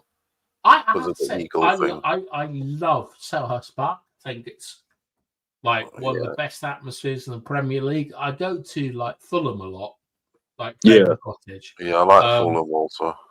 Yeah, I do as well. And during the Super League, I remember thinking, should I support Fulham? Should I support Crystal Palace? Because as a Manchester United fan, like I'll tell you off stream, but I have a personal connection to the 1958 team, and Manchester United should always support European football at a minimum after what happened to us. But I think a lot of the time our Cockney Reds are kind of not left behind, but they're kind of, I don't know, like they're disrespected. Like the lifeblood of Manchester United is the away fans, and I know so many people from like London that go and watch the matches and so on. Like, I even know people that like go to like, is it Hounslow in Brentford? Like, they'll just go and Yeah, stand outside the bus stop there. Like, yeah, United aren't playing and stuff like that. And you should never be asked why you support Manchester United, because like, Bailey, I'm sure that you have different problems to what I have in life, and I've got different problems to what you have in life. But yeah, Manchester United is what unites us. Like, yeah. it's beautiful. Tell you what, though, dude, in the 80s in Africa, especially in southern Africa, because I've been to all the and lived in most of the southern Rob, you're countries talking of about Africa. apartheid in Lesotho. Like, what? Yeah. And the team then was Liverpool. It was only Liverpool and really Man United. There What, was with no Gary Chelsea. Bailey? Gary Bailey, legendary goalkeeper he was. Yeah, but who was the goalkeeper for Liverpool? in the Bruce 80s in South Grobbler. Africa? Bruce Grobbler. Exactly. Like, So that's why it was all Liverpool, and also Bailey, like you said, in the 80s. But no, there was no Arsenal fans there, no Chelsea fans, no Man City fans, and none of that jazz. But now, if we go to Africa, Arsenal's huge and Chelsea's I'll huge. tell you what, right? I kind of agree with Jamie Carragher. Look, AFCON is a disaster of a tournament, and Africans deserve better. It's only because of the way they run shit and whatever. But obviously, it's. I watch it. The FAs over there, they don't really have the type of money that the European FAs and other FAs The do. organisation, also the pictures. Yeah. But I mean, I've watched all the AFCONs because I rep because I was born in Angola. I obviously look out for them. That's literally that's why I'm asking, because like You had an Angolan Man United had an Angolan player. Remember? Can you remember the Angolan player they had not long ago? I remember the guy. He was quite tall, but he wasn't. He was a striker. He wasn't the greatest. No, he was a striker when he played in Spain. What was his name? Pepe, surely. No. He wasn't Angolan. I remember the guy who you're talking about. I just can't remember his name, but he was a striker. I remember. Even I can't remember, and I should know, but I know he was. I'm probably going to be very rude, but I think that both of you are like dark skinned. You're proud black men, and you're from like you have an association with Africa and stuff like that. I'm very sorry if that's like ethno nationalism. No, I'm not offended. Yeah. Well, yeah. Do you know what I mean? African descent. Just I'm African descent, so yeah. Yeah. What I'm kind of leading on to is that, like, I personally think that AFCON is an absolute disgrace to the fans that watch, and I am all about. In what way? In what way? Because in what way? The organizer. Give me the 3 reasons. Okay, 3 reasons. I think, right. First of all, football is for everyone, right? It is like, if you're in 1940 and you're playing against Germans, like a break in the World War, it is something that should unite everyone. I don't care what you look like. If you subscribe to the values of Manchester United, you're my mate, and I'll be with you. It's back to the Peter Lee massacre. However, with AFCON, I think it's an absolute disgrace. I think the World Cup is an absolute disgrace. You look at what happened to the Nigerian team, like stuck for 16 hours in an airport. You look to Then they did it 1-1. Yeah, and then there was retaliation for it. The others did it back to them. Like, there have been terrorist attacks against footballers at AFCON in 2014. I mean, that's the problem. Africa is a country of uncertainty. That's why you can be living the life 1 minute, the next minute it's upside down. That's why people flock to Europe, because there's a bit more certainty. Whereas in Yeah, Africa, maybe 1 minute I'm it's not. good, I'm the not next gonna minute say like look. you got an AK-47 up your ass. If you have a better quality of life in another place, go there. No issues with that.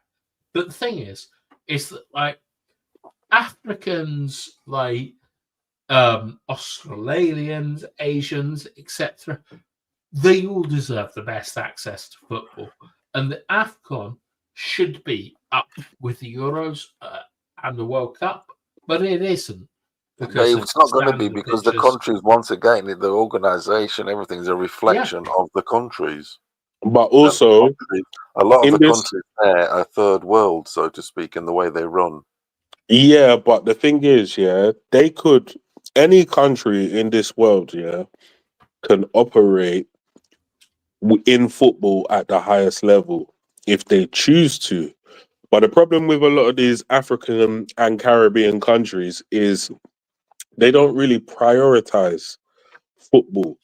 If they really wanted to, these are countries, a lot of these countries, they have a lot of gold, they have a lot of oil, they have a lot of this Yeah, and that. that's the Like, reason. if they really wanted to, they could just say, "Yep, we'll build the best stadium, and yep, we'll pump all this money into the FA and everything else." But they don't. They don't care about all that. If anything, Is that it's more based of. off Qatar and presumably Saudi Arabia? I think it's more like there's. I think there's a lot of corruption, and there's a lot of other intricate things that stop Africa from developing it in the way that it should. There's a lot of Yeah, outside interference and things like that from like Western countries I'm and gonna whatnot. tell you, Bailey. Like, you can say like neocolonialism. You can say whatever you want on this channel. Like, Yeah. we're not about free speech. We're about educated speech. And if you want to say that, like, if you want to find the difference between colonialism, imperialism, neocolonialism, I'm with you. All right. Yeah, that's cool. Like, so what I'm saying is say what you need to say. No, I'm saying what I need to say. I'm saying in some cases with some of these countries, in terms of their development, there's a lot of outside interference as well as corruption and things Yeah. like that. So in terms You of know the like, big problem with Africa? yeah, Out of rivers. say that again. Rivers. Rivers. Like Okay. navigatable. Is that the right word? Yeah. Like navigatable rivers. Africa, like its big problem is that it doesn't have the ability to have navigatable rivers the way every other continent does. It's a complete lack of lack of luck. But you look at like London with the Thames, like Paris with the Seine. Find me some rivers in Africa that cross from sea to sea. I mean, I'm not really a river expert, so Fair I enough. can't even do that. I'm not a That's river expert. that genuinely, right? That is the big I mean, problem. have you not been down the? I mean, is that why Egypt are popping? Yeah, Done because well the Nile and its delta. because of the Nile. Boat Like, down the River Nile, madness. yeah, like look at Mesopotamia. Between rivers, between two rivers.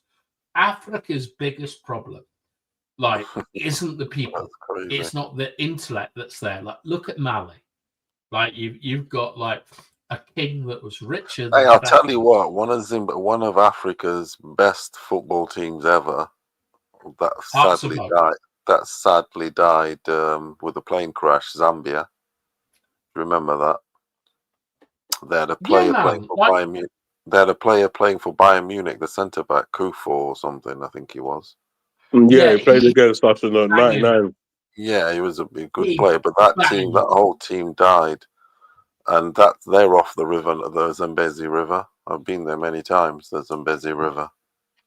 Well, that's the point. Is that like sometimes, like, you can, like, for me, like, I'm a little bit disappointed in Africa because I think with the amount of people there and the amount of clever people, like the amount of people that they should have contributed more. Imagine that. Think of all the countries and stuff. Yeah, the thing there, the thing is, there's obviously organisation and corruption on some crazy shit. If Yeah, the socialism. so-called Western world is corrupt, which it is, they are like on some like 1,000 times. Well, it's neocolonialism, isn't it? Like I myself, as a British guy, and like I'd love to think you have as well, Bailey. We've benefited from colonialism, and Yeah. like the definition of neo-colonialism, as in new colonialism, is that transnational corporations are doing what like the imperials used to do, i.e., the culture and the finances. So when you like complain about Star Wars or stuff like that, that's neo-colonialism. And for me personally, I just care about Manchester United Football Club. I don't care what colour you are and stuff like that. I just want someone to work hard on the pitch and things like that. Hey, Bathtime, and are you happy with Amorim's tactics? Obviously, you're a footballer. Absolutely not. You're Bathtime. You seem quite technical. Okay, so are you happy with that formation or what? I don't think it's a formation. I What think is it's it? more implementation than the formation. When I look at the football, Yeah. and you know what's funny, right? Because I watched the under-18s. Why? And they are playing Amarin's system at the moment. Really? These are kids, yeah, that know how to play the football better than the first team. When I say way better than the first team, it's literally night and day. That's interesting. You know why? Because they're kids and they just playing freely without that pressure of the Premiership, this and that, and that's very believable. No, but also you have to also remember these kids. It's kind of like Bathtime when he was young. He wanted to do everything to become a professional footballer, right? Determination was on 20 for Bathtime. And I did, by the way.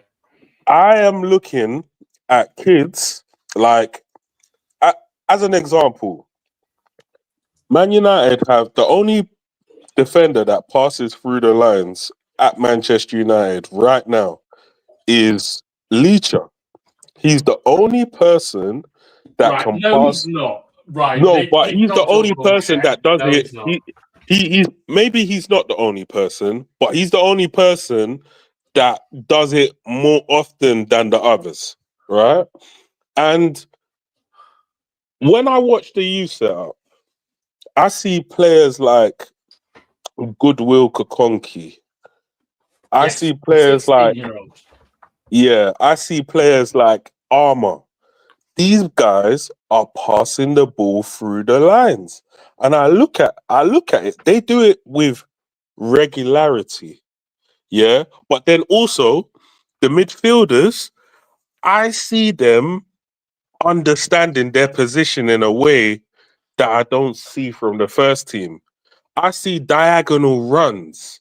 I see so many different things that make me understand what Amarin's trying to do. But then when I look at the first team, I look at a team that just kind of passes in a shoehorn, and then when it gets to either the left wing back or the right wing back, 9 times out of 10 or 8 times out of 10, that's where the ball breaks down. Like that's what I see, and I also see them playing it long a lot. But then when I watch Sporting play when Amarin was there, I see the defenders passing through the. In fact, yeah, Yeah, there's the no long ball. wing backs to Hardly put any. before they pass to the wing back. It's almost like the last resort. They don't use it as a get out of jail free card. Let me just pass it to him. No, they pass to these guys when they don't see other options. That's when they say, okay, let's put it out to the wing back. At Man United, they're passing to these guys way too much, in my opinion. They're passing to them too much. The ball is meant to go into the midfield, but it doesn't. It always goes to the wing back. And that's what teams want you to do. They want you to put the ball to the right wing back or the left wing back. That's what they want. So they can start the trigger press. No. Like, I understand what you're saying, but no. Like, what? Okay, so when you press, you want to cut the pitch off. Like, every, like, this is something you will not dissuade me from. Every defensive structure is better when it's narrow. Do you disagree? Better when it's narrow. Yeah. I mean, I can't disagree. Consider the opposite. I can't disagree. When it's narrow. Do you want, like, when you're attacking, do you want to be wide or you want to be narrow? I mean, depends on if you've got, are you playing with wingers or what? Well, wingers, by definition, are people that play in wide areas. I mean, if you're playing with natural wingers, but you're on about condensing the middle, are you? No, I'm not. I'm saying fundamentally, as an attacker, which Bailey is, do you want to be wide or do you want to be narrow? And surely as an attacker, you want to be wide. So you've got more spaces to attack.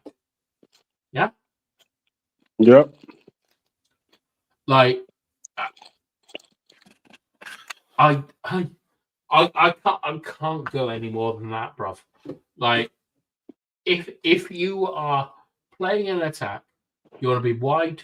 If you're playing defense, you want to be narrow. It's like telling me, do you want to breathe oxygen or do you want to be living in the sea? You get me? I hear what you're saying. It's just I was just trying to picture what you're saying in my head, but I hear what you're saying. Well, it's not even like, brother, you play football. Like, yeah. you should know what I'm saying. No, I understand what you're saying. Okay. I understand what you're saying. Thank you. It's like so that. So you guys are happy with the formation thing, yeah? No. For me, the formation is not the issue. It's the way they play the formation. And also, we do not have the players to play. Because you see, the problem is, yeah? They look frightened. They do. They don't move the ball. The problem is we don't move the ball around quick enough. Yeah? The ball is supposed to go bang, bang, bang, bang, bang, bang, bang. We don't give the opposition the time to understand what we're doing. Before they even make a movement to another player, the ball's already gone somewhere. And then when the ball... Are you saying we move the ball too quick? We move the ball around slow, is what I'm trying to say. I get that. I think there's a misunderstanding of football. Like, what is the point of moving the ball? What is the point of moving the ball? Yeah. The point of moving the ball is to eventually get the ball up the field in order to score a goal. No, right. Sorry. Don't worry. This isn't an exam. But that's my answer. Yeah. No, again, like, you should of course move the ball up the pitch. But let's say we're in the final third. It's me, you, it's BTG. We're there. I've got the ball. Mm-hmm. Am I trying to move the man, or am I trying to move the defensive structure? Yeah, you're trying to move the structure. Oh yeah, the structure. You're trying to you're moving him like You're, from side to side, and then catching him Okay. slipping on you. Movement and in between, and then catching him slipping. So for the slide through ball, or you're trying to break the structure. yeah, Well, I mean, you're cool. rocking the Trying to break boat the side line, to isn't it? side. You're rocking the boat, so to speak, side to side, and and then looking for a killer ball. So you Interesting. might be Why are doing you it moving the slow. ball from side to So side? why? So why would Brazil, for instance, famously back in the day, do the slow build up and then sudden burst? What do you think that like For Carlos instance, Alberto Bailey was like, overrated we are that? slow. I think we are slow. We ain't no Brazil of the old. No, but Not I the think same. the thing is, yeah, international football, in my opinion, international football and let's say the Premier League football, They're the it's two same different thing. Yeah? types of football. It's a slower Uh, international. It tends to be a bit more slower. Yeah, you're Um, right. You're right. There's a but different but thing. Yeah. but is it though? Like, has well, a Yeah. player got beaten at the near post by Oliver Giroud in the semi-final or whatever? Like, do you genuinely think it's slower? Like, I Scott genuinely think McTominay. that I think that the pace of the game is Yeah. slower compared to club football, but I think it's on the basis that I think you kind of know your Let me give teammates you. more week in, week out, or maybe it's because a lot of these professional tournaments tend to be played in the summer. That could also It's be a factor, but I just genuinely think that international football All right, how about is much this? slower. Right? Who was the last team that Spain lost to in competitive games? some Liechtenstein, not Liechtenstein. It was Some Scotland. It was Scotland. was it Okay. Scotland? Okay, Yeah. Who was the last player that Rodri lost a game to? I mean I can't remember. It was the cup final. So essentially, what I'm saying is Rodri, his last two losses was to Scott McTominay. Scott McTominay is one of the best scorers, goal-scoring midfielders in international football. Right? I Yeah, tell you what. Hey, my friend, I've watched him live. Yeah, Scott McTominay. I Yeah, went to the Portugal Scotland game recently. where he Whatever scored. nations, Yeah, and when he scored that header, and he's a bloody imposing midfielder. That guy I in the think he's brilliant myself. set pieces, a nightmare. I Absolute. actually He is. think we made a mistake by getting rid of him, and the I reason know why I he's say a that fucking is unit. He's a because unit. he would do well in in number 10 role in the Better than Amaral Ugarte. system. I think he would do better than Ugarte. No cap. Ugarte is a terrible footballer. Make no mistake. He would. But He's a threat in the air. I mean, he hasn't got the worst feet in the world. It's what he is. He's not a creative midfielder. honestly, Yeah, but I mean, I the wouldn't play compare Scott footballers. McTominay in the pivot, but I'd play him as a 10. Yeah, I think he's a go for it. I'll play you him put as him a at 10, 10. would you? good lad, Bally. You I think understand he scoring I goals think is hard. he can play as a 10. He can also carry the ball as well. I think he's a good ball carrier. He can, yeah. He is. I like McTominay. I do. Why is that important, Bally? Like carrying the ball, and which Um, players suffer? Because when I watch Pedro Gonzalez and Trincao, they are good Gonzalez is ball a beast. carriers. These guys are good ball carriers, and Gonzalez is an actual baller, though. He's a guy that can set Look, tempos. BCG, yeah, I'm but gonna tell you right now, I hate ballers. Like, Yeah, fancy ballers. I know what you mean, because you were a hard worker. You didn't have the ability, so you. I know what you mean. absolutely. You know what I mean? So you're not gonna like ballers because you said you never had the natural ability. So Well, actually, I said I've never had the physical ability. Like, yeah, but that Pedro my Gonzalez, technical he's a ability is nice pretty little good. baller. He is. But what I mean is like, for example, a lot of people say, when you talk about your most disappointing United signing, who would that be? Bally? What, in recent years? No, ever. Ever? Probably Cleverson. He was one of the. He's real bad. Okay. Cleverson Wow. was real bad because I actually thought, when you sign a Brazilian player from the World Cup, and in your head I you're know. thinking, "Oh my God, we've just signed this guy. He done wonders at the World Cup, blah blah blah." And then he comes to Man United and he's a shadow. That's when we signed Jemba as well. It's like, so good they left him to Jumbo and waste. Tony, definitely. And Anthony's, Jesus Christ. but the thing is, I wouldn't even Anthony. Yeah, I wouldn't even put him in the same category as a Jemba or Cleverson because they were worse. They were worse. Anthony, to me, he's one of these dudes that he looks bloody feminine. He plays femininely, so if that makes any sense. He plays femininely. It's just he's got bitch traits. I think he just plays like he's 5'5". You cannot be saying that about Anthony. The man has come from a purveyor. Have you been to a purveyor? I have. Like, I stayed in a bus because I didn't want to go into I did the City of God tour. Like, you cannot be saying that man is like is a bitch or whatever. You're talking about him being fucked up the ass. Come on, boy. Like, no, I don't like the dude. He's like everything. Yeah. Yeah, then say that. So don't like. I don't necessarily have that much of an issue with him. I was actually disappointed how his career turned out because of the price tag. Because of the price tag, the price tag was wild.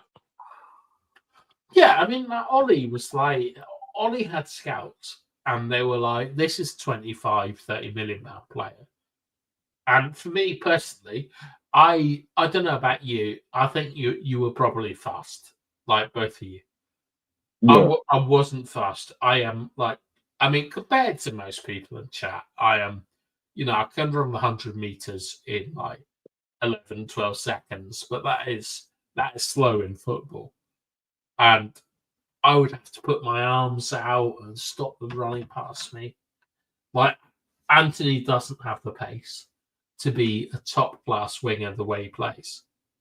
But I don't want to dwell on it, but I'm going to say, just for myself, that I don't like these comments about Anthony. I think he's faster than Dorgu. No, Dorgu's got that, like, I don't know, it's lengthy. Like, do you play FIFA?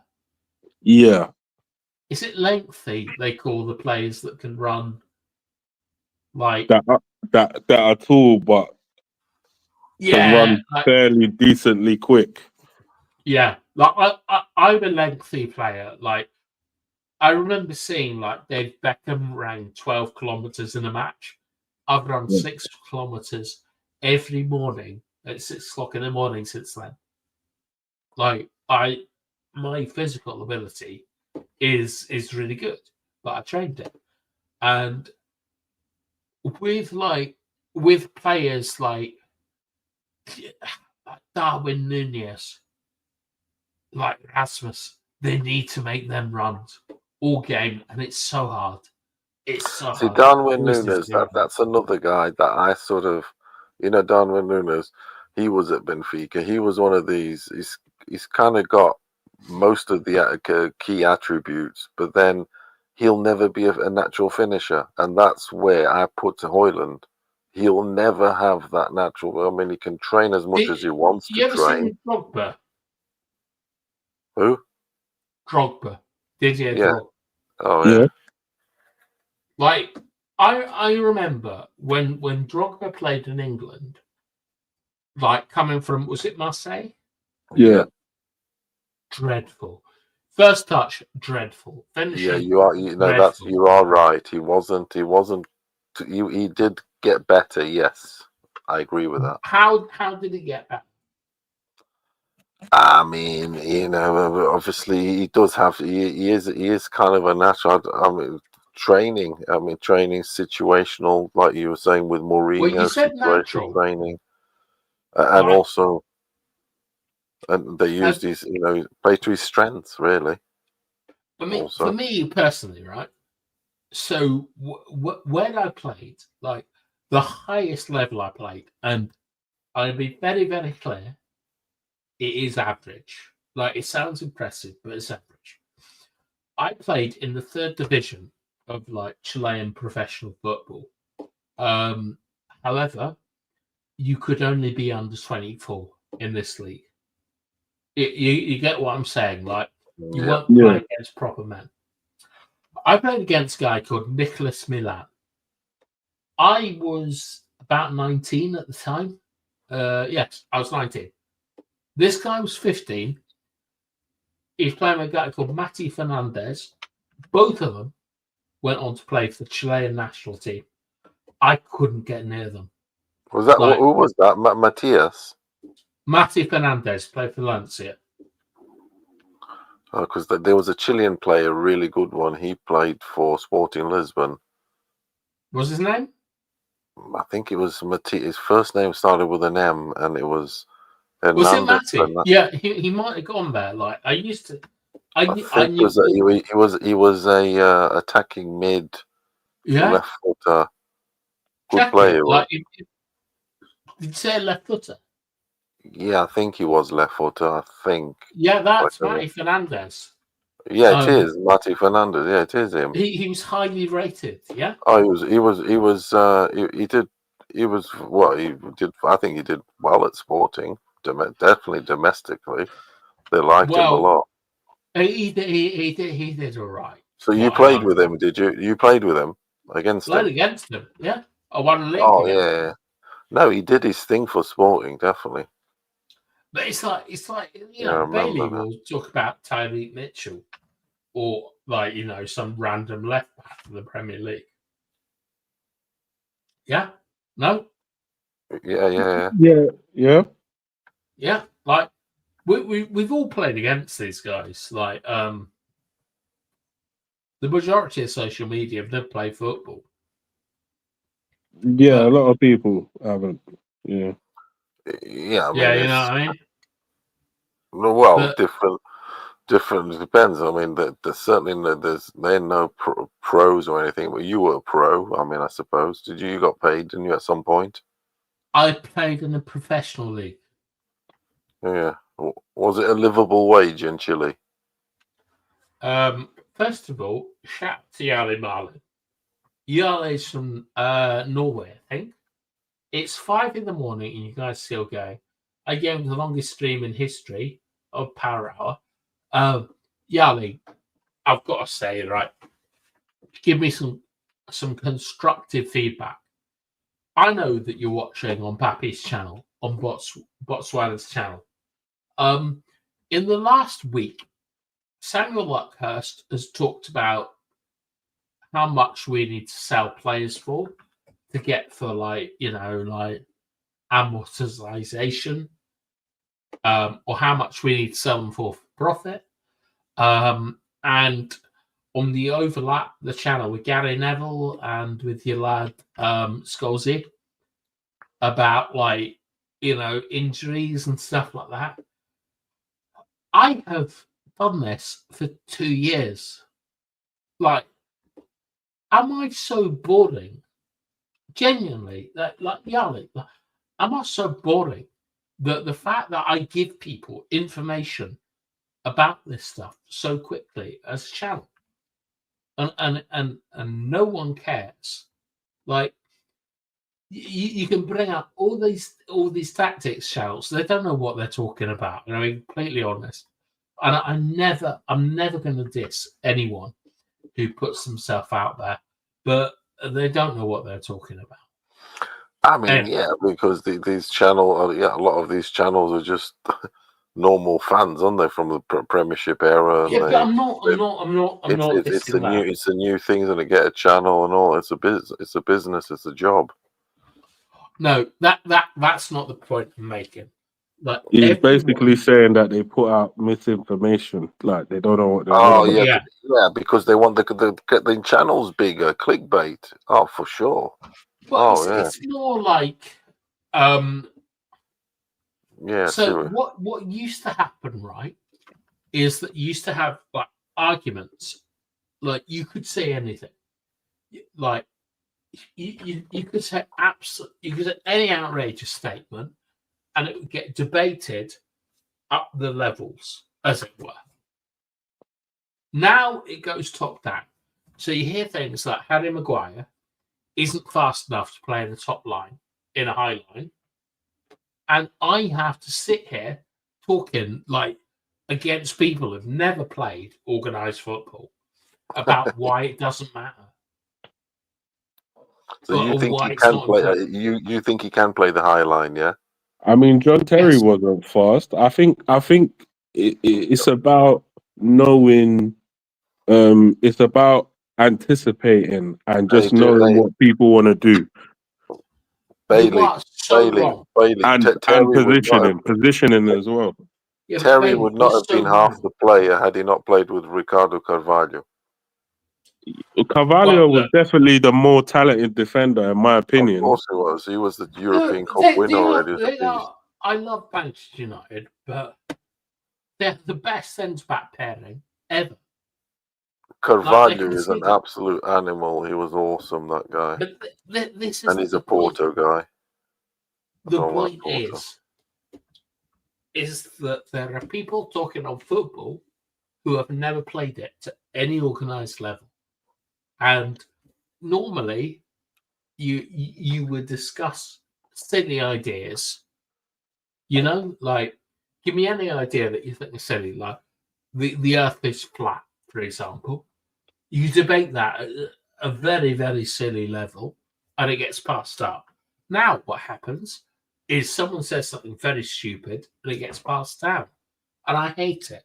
I absolutely hate it because on this channel, we don't like transfers. We like experience. Everyone who plays with, like everyone on this channel, like Yabba, like Mr. B, like Dora, we all play football. And find me a channel where people play football, like where people have lived football for 30 years. They haven't done it. Like I've been, like I think earlier on BCG, you were talking about how many continents you play football. Like I've had like professional contracts on 3 continents. Oh, but I I know wasn't. what I'm talking about. I wasn't no. I wasn't no professional or anything. I just played wherever I lived. I always liked, the social side and got like a, what would you say, Sunday league team, so to speak. Yeah, like talking about stuff. Yeah. Yali, Not. one second. I'm just going to adjust the comments. Yali, you talk a lot. If you want to come and talk to us, you're always more than welcome. Like, I will. Hang on a second. Like, Yeah, these channels, it's anyone can get a channel, can't they? So that's all fine. I'm further anybody has a say now, so you're gonna get that percent. I think the only thing I don't like about the football debate is when you know something for a fact and then you've got people arguing against it like they know what they're talking about. And then I think to myself, this is fucking insane that we're having this Can you give me debate. an example? Like the whole the Rasmus Højlund debate, like I said, in the football group chat, it's been debated for probably near enough a month or 2 now. It's been going on for a long time. And it's got to the point now where I no longer really engage in the debate because I know when I said at the top of the show, it's more nuanced why he's not getting the ball in certain areas and whatnot. So everybody's all piling on Dallo, but you have to understand as a team, why is Dallo not giving the first time ball to him? Why did he decide that he's not going to do that? Now, I've seen so many things in his game that wouldn't allow me to think, yeah, let me find him. Like, so I can understand why they're not passing him the ball. Are you two keep Rasmus or sell him? I think Absolutely, I'd sell him. I Sell him, would either sell him or put him on loan. But what I would not want to do is have him as even the backup striker. I don't even think he's good enough to No, do that. I think there's better backup I tell you what, strikers. You'll Bailey. find better backup strikers in the championship, or even in Division One. I mean, No. the only striker that has really stepped up for the championship that I can think of is Robbie Keane, and that was like 25 years ago. Good old For Robbie me- Keane. I remember watching him at Inter Milan with R9. Yeah, That was crazy. exactly. Yeah, Robbie Keane was a He good striker. played up front with R9 for a bit. But like, who's done that since? Who's Sorry? come from the championship and has stepped Yeah, up? the championship is the best sixth best league in Europe. Cool. Six. Who stepped up since then? Who stepped up from the championship of recent Yeah. time? Probably Goikarez. Jokeres. Our boy Victor Goikarez. He's the guy that What are you stepped up. talking about? Like he got replaced by Evan Ferguson. I'm gonna be honest. Dan Ashworth at Peterborough United turned me down after saying that he'd accept me, and I hate him, and I will not take anything. Like my dad, at the age of 14, had to tell me, and like bear in mind, I played in the Canary Cup. Okay, you won't know what that is, but like Dan Ashworth, I know him. I know he is. I'm not having anything. So what You've I am had having- run-ins with him, have you? Dan Ashworth, that's crazy. Yeah, I know him personally. So you celebrated his sacking. Absolutely. Yeah, Like, we're on the Manchester look how much he ran away with. Look how much they paid him for the sacking. It was a nice little package. Fucking hell. Whatever. What we have to do is we have to talk about what Yali has said, which is Yali saying the load not passing to Hoyland is the most shocking thing I've ever seen all year. That's 95% of chance. So it's simple. It's a sitter, 13-year-old striker. We'll put that on goal. Yali. So what is it? Is it Dallo? I mean, yeah, Dallo. I don't like him. I don't like his decision making. Never have done. I hate him for Portugal. I love the low. But what I want to say is that Yali, no pressure. If you want to come on, you're always welcome to talk to us. You're a valued member of our community. You do talk quite a lot about what you've eaten. But That appeals to me. Bathtime Dallo Are you is trying the most... to interrupt me when I'm talking to someone like that watches me? Oh, sorry. It's just as I think my microphone's delayed. Sorry, mate. I also have a slight All right. delay. All I'm saying is like Yale is someone that watches our channel a lot. And I'd love to talk to him because he talks about food a lot. Like today, he's talking about Japanese food. I've always wanted to go to Japan. Like my fiance won't let me go because she thinks I'll go more mental about food and stuff like that. But the point I'm making is that if Yali wants to come on, he's always welcome because he's a valued member of my community. And you will not interrupt me when I'm talking about people that I value in my community. Make a chat stay well. Do you understand me? Certainly, sir. Certainly. Cool. So what is it that you wanted to say about Hoyland? No, it's a Dallo. Why do you like him so much? I think that in football, people underestimate things that are important and overestimate things that aren't. And I like his running. I like his running, basically. So if you can explain to me why his running is... I mean, yeah, because he's kind of like you a bit, isn't he? As in, he's a determined guy, isn't he? He is determined. He's work rate.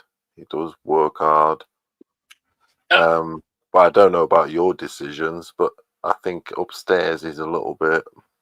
Well, for me, I don't But want to be I think he patronising. is a great asset to have in the squad for sure, because he can play various positions. He's definitely a very good Like, squad. what's your kind of level of football? Like, organized? Like, have you done training sessions? Sorry.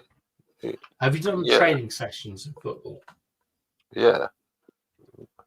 And you're a midfielder? Not professional. No, Just don't basic. worry about it. Just basic Sunday league shit, mate. Nothing. Okay. It's all right. I look. I play Sunday league now. Sponge and bucket. Were you like an inside, an outside, or a centre midfielder? Out holding. Anyway, central What, in a holding. 4-4-2? You said you play 4-4-2. Central holding. Basically like a 6. Holding mid. But that was in a 4-4-2, yeah. Yeah, or like a 4-4-2 diamond shape. Yeah, predominantly 4-4-2. So Diamond when shape. you're in possession, where were you? In front, in between the two centre back, in between the two centre backs. Would we say behind and between? But like, is that ahead of the ball? Sorry, Is that ahead of the ball? ahead of the ball? Yeah, no, not ahead of the ball. Okay. The ball sort of thing. I'm distributing. I'm keeping it ticking over. I'm distributing it to Yeah, but out wide. in possession, Yeah, like the ball's ahead of you, like a left winger, whatever is going off on a run. Are you getting ahead of him, or are you staying in position? it depends. It depends. On what? If I'm gonna make a run, if the guy in front of No. What does it depend on? the attacking mid for how high up we are on the pitch, on the Okay, situation. give me the example.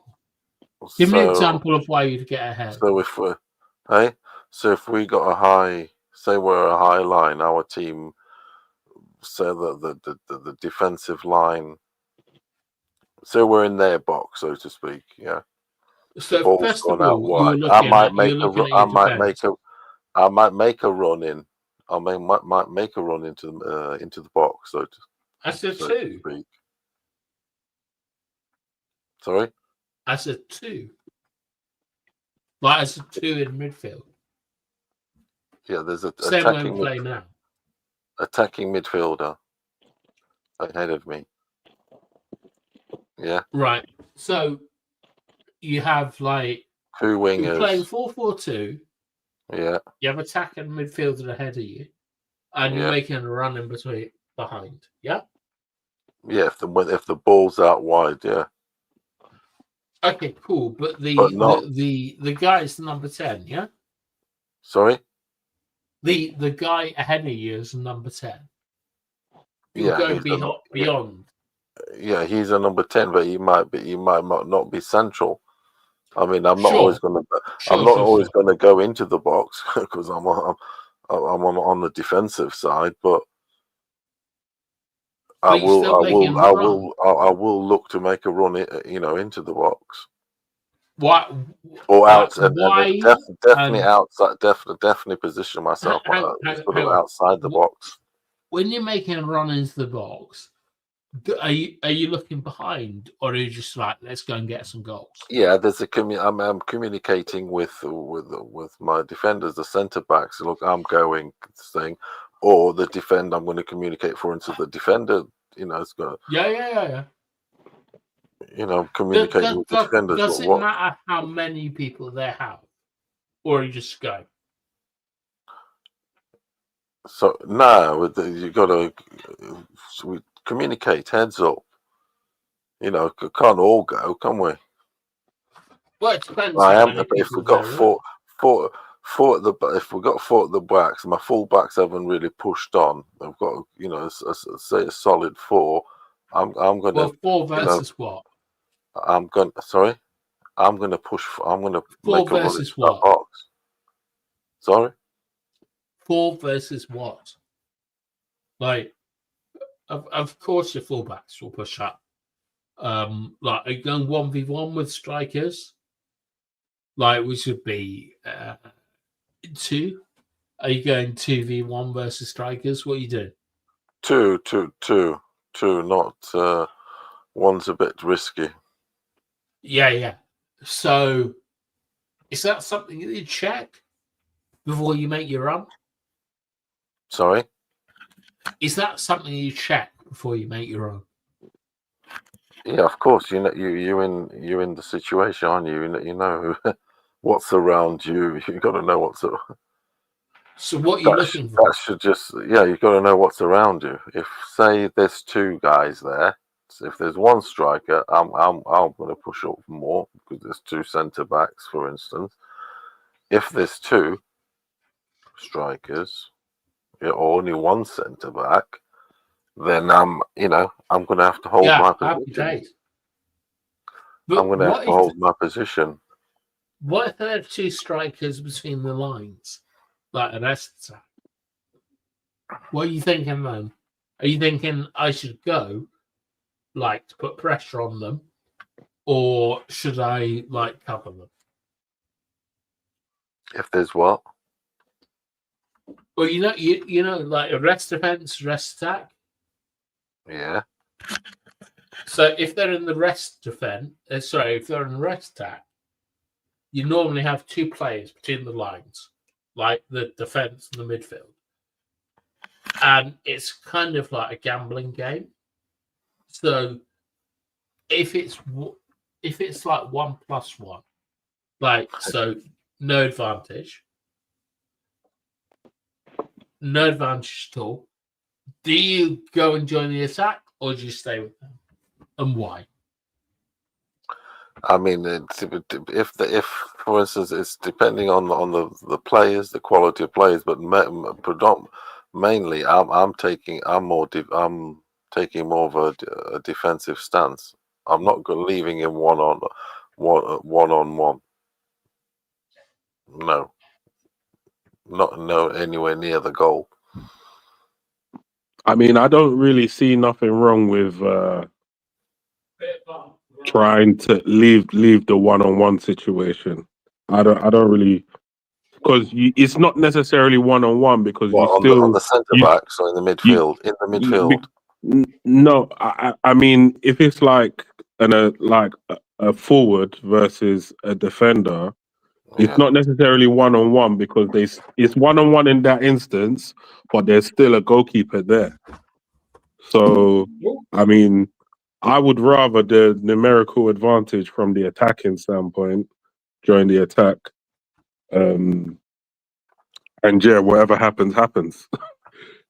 Have you Ballet, have you got any footage of your football team? Have I got any footage? No, I haven't got any footage. I do have some stuff, but it's not playing in like it's not playing Don't worry about that. in that. It's more playing at like like how can I say it, like 10-a-side, like playing 10-a-side or something. I got footage of that. What do you mean 10-a-side? Because I've played, because like when you play in stuff like goals. Have you ever played in goals like Power League? No, absolutely not. You never played in Power League? I played in Power League. I played against. Do you know who Ivan Zamorano is?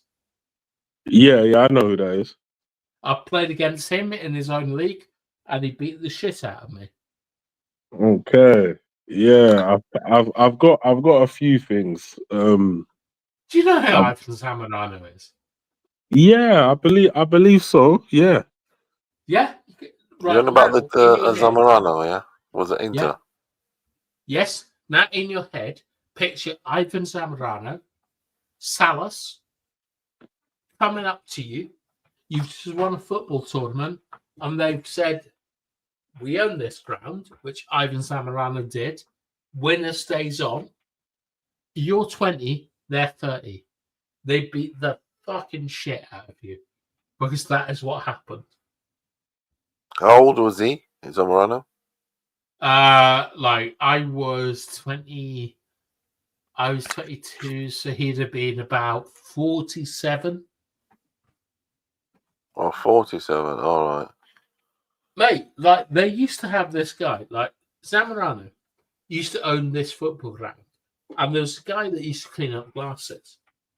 You know, like in pubs, there's always someone that like picks up the glasses and they're normally retarded. And you're like, hello. Turned out this fucker was like the fucking like goalkeeper for Chile in 1982. And he'd been done because he'd put a razor blade in his gloves and slit his like he slit his temple and pretended that he'd been hit by something from the crowd. And after we won a football tournament, like Zamorano brought out all of these players that you know. And I'm telling you now, I can name Latin American players you don't know. They brought all of them out, and all of my teammates were shit. I was amazing. We lost. That sounds like South America, that does, the old razor blade incident. Yeah, look it up. Like the Chile goalkeeper put his razor blade in a qualifier match against Brazil in his glove, and you know he fucks himself. I don't know what his problems were, but he got caught, and it turned out that the guy we laughed at, the guy that picked up our pint glasses, turned out to be a guy that played in the World Cup. And like, I'm gonna tell you now, I played for a team called Santiago Wednesday. We got back-to-back promotions. I've never had a harder game than those guys. And yes, Salas, Zamorano, awful players. Like, they beat the shit out of us. Like, Ballet, who's the best player you've played against? The best player I've played against? Yeah.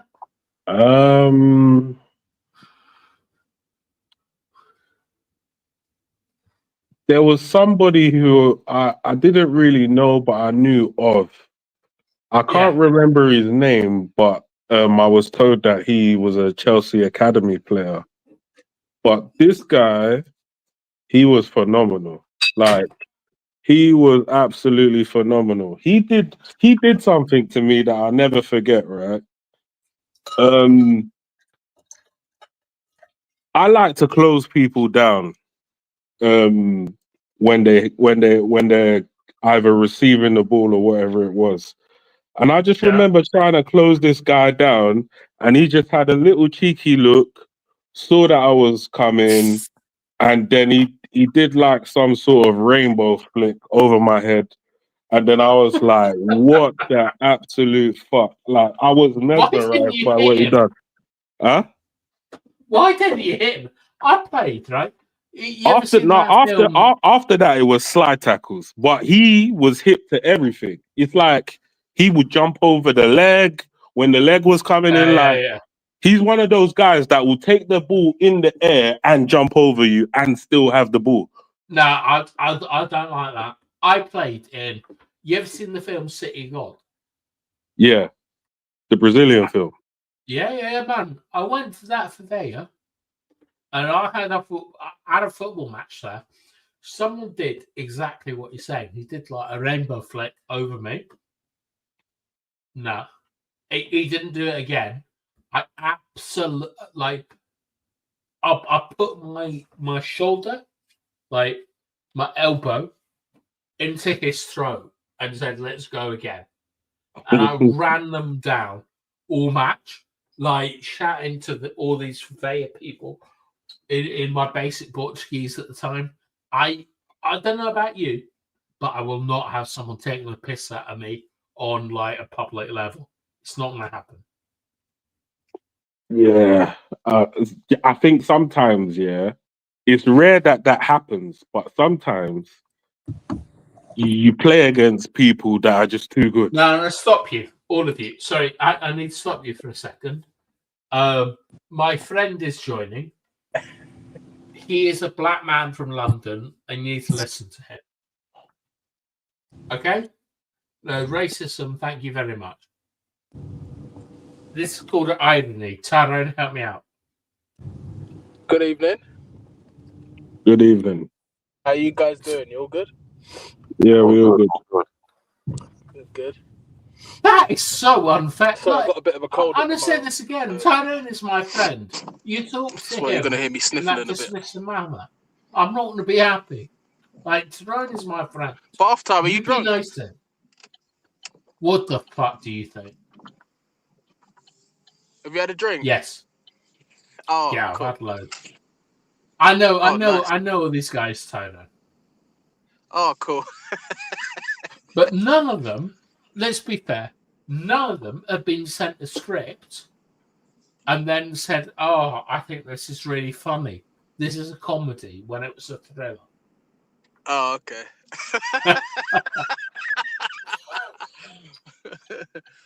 What are you driving? I am, yeah. I'm at work, innit? But I'm driving around in my work vehicle. Okay. I'll tell you now, Tyrone. Yeah. Tyrone Williams, like he's got a brother we don't like called Andrew, but Tyrone is my boy, and I have so much time for him, and like I don't want to sound like aggressive, but if you go for Tyrone, you're gonna come for me, and regardless of where you're from, you don't know anything about me. I will start an intergenerational war against you. Tyrone is one of my favorite people. We email about film scripts and stuff. I have all the time in the world for him. So don't you be dissing Tyrone. He knows nothing about Tyrone a football player? Look at his name. It's TW. Probably don't play to the same level you guys play.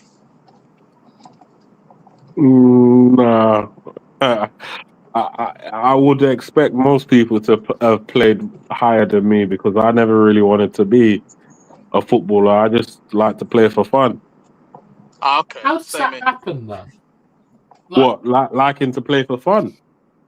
No, like because I was more somebody who liked to make like music and stuff.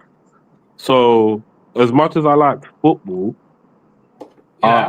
I was more interested in music. Are you better at music than football? Am I better at? I would say I'm creative. So what sort of music, mate? Do you know my mate Rhino? Rhino? No. What from Brixton? You mean Rhino from Brixton? I do. Yeah. Bailey, what sort of music? No. Watch this. I do genuinely.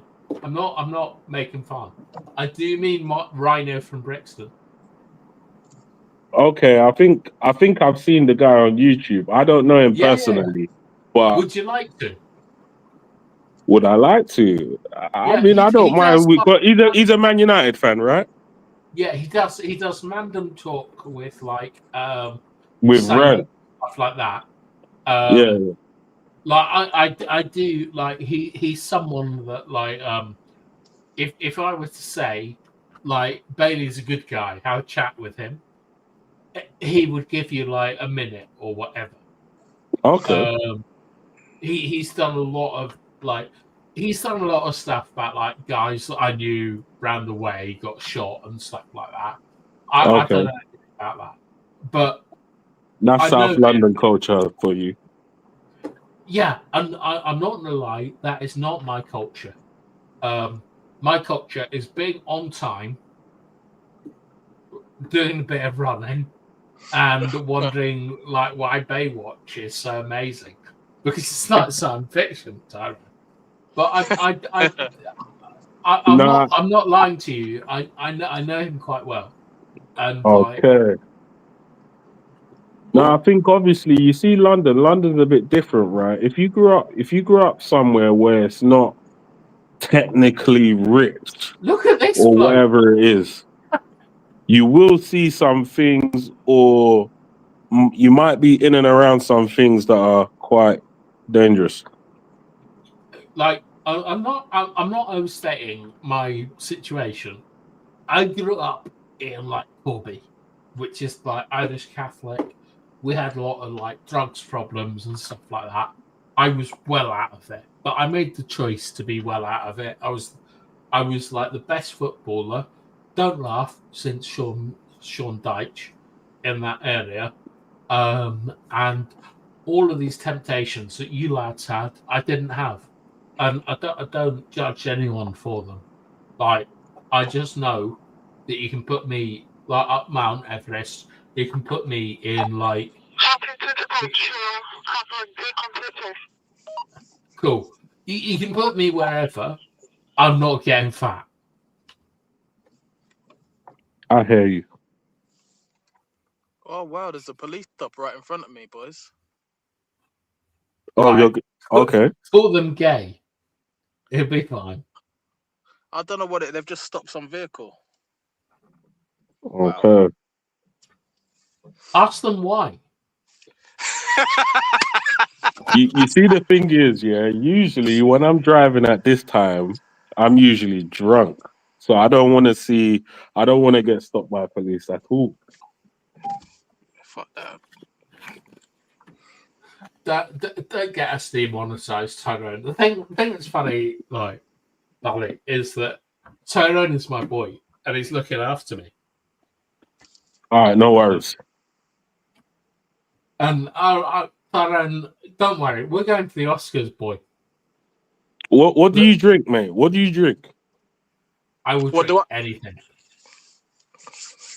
But I'm drinking sangria tonight, Okay. which I love isn't very sangria. manly, but No, normally sangria is nice, man. Sangria is nice. I love sangria. it is. But Tyrone, you know me, I'm a man's man, and normally I drink like. Let's like talk about sangria, let's talk, because you mentioned something earlier about these film scripts, yeah? Yeah. What type of film scripts are you talking about? Okay, so with film scripts, there's two ideas. Like Tyrone, you can see him here.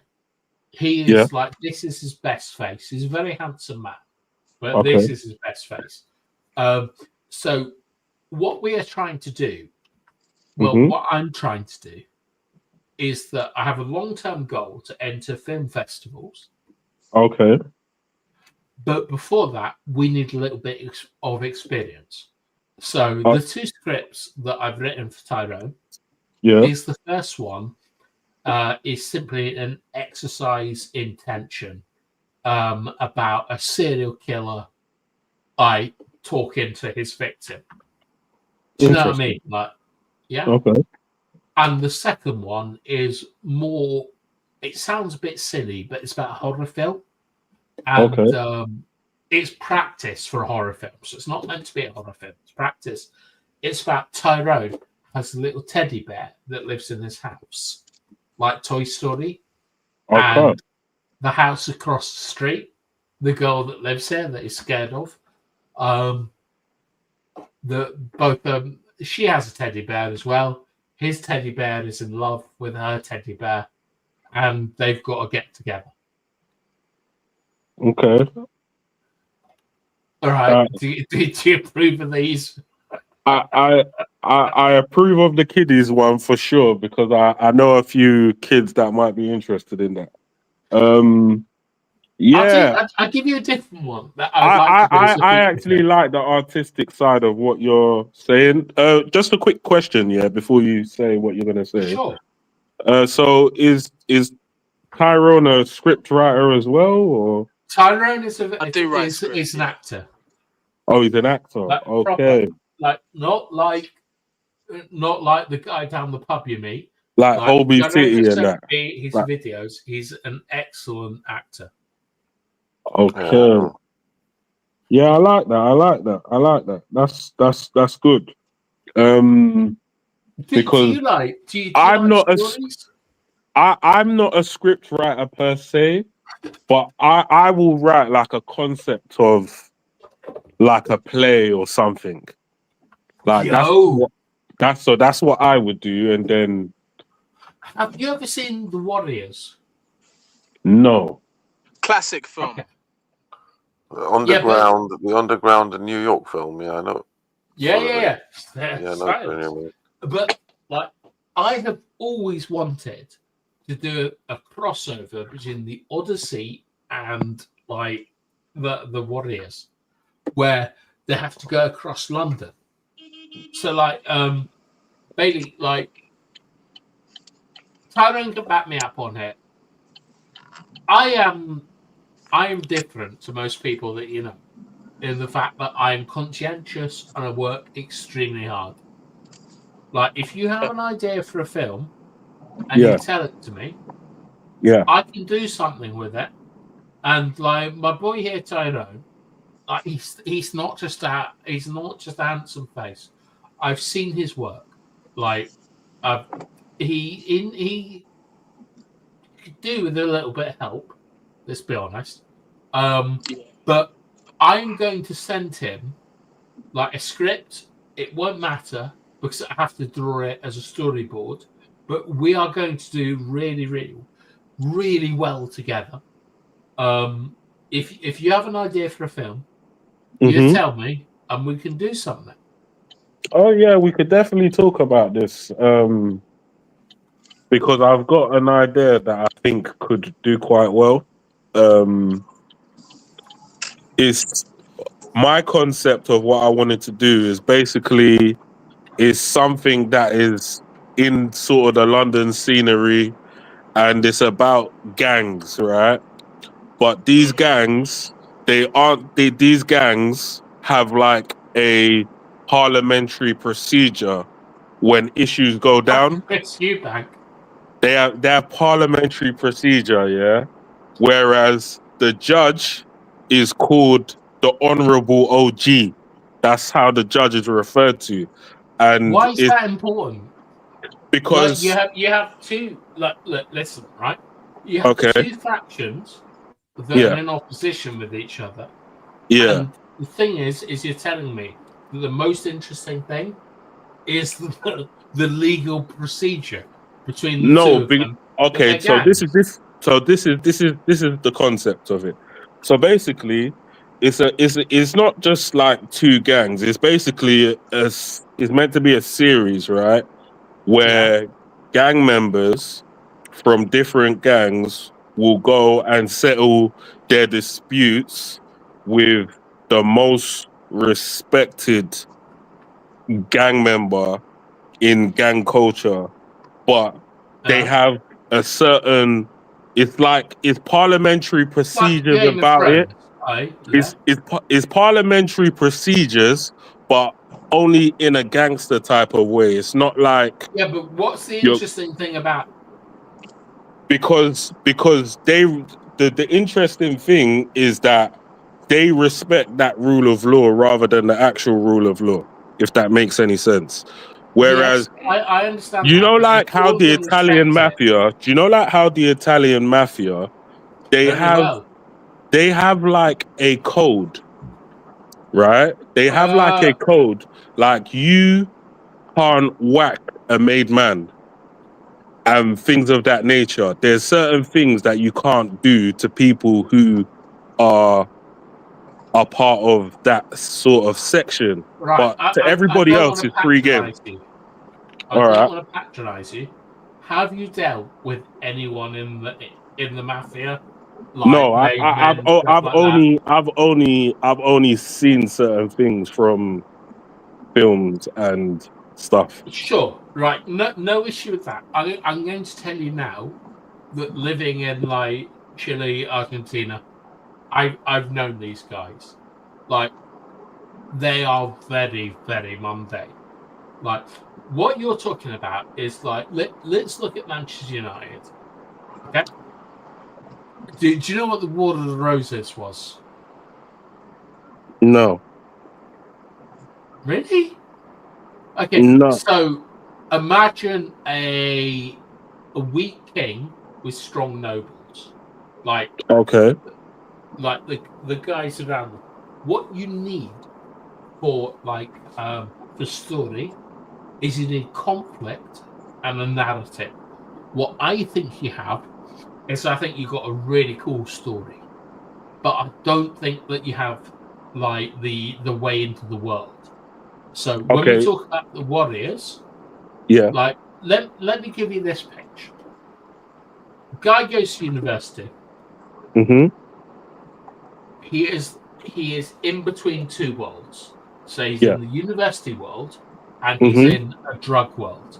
Let's say Yeah. he's in London, right? Yeah. His brother, drama, needs to. His brother has like got into debt.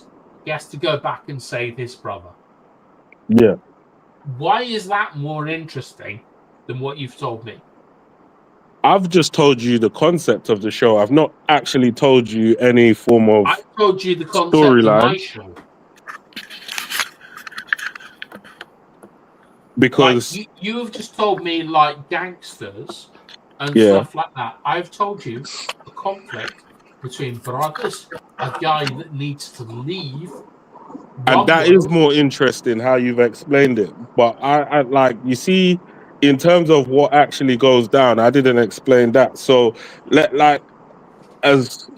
me explain this to you, right? So we have two gang members. They're both from the same set, right? One Yeah. person, he's gone to prison, and his friend was tasked with looking after his baby mother. But what ended up happening was his friend got his baby mother pregnant while he was in prison. And then when he came out, he saw extra kids in the house. And I so that understand, but yeah. so they're in court settling the dispute of a betrayal. So the first episode Why is put called extra people there? Why not just Pardon? make it one child? Well, Why it put is extra kids there? Just put one because child. he already had so the guy who went to jail already had a kid with the lady, right? And then Yeah. his friend had another kid while the guy was in prison with the lady.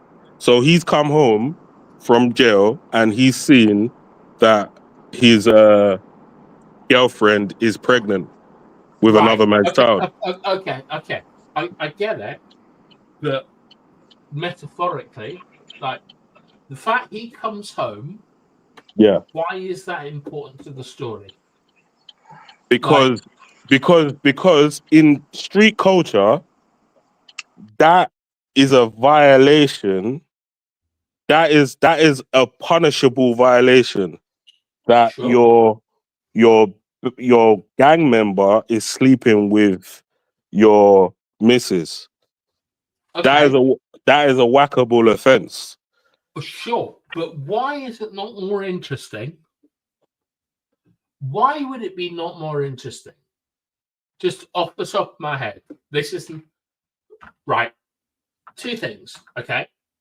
Yeah, In stories, you need people to change.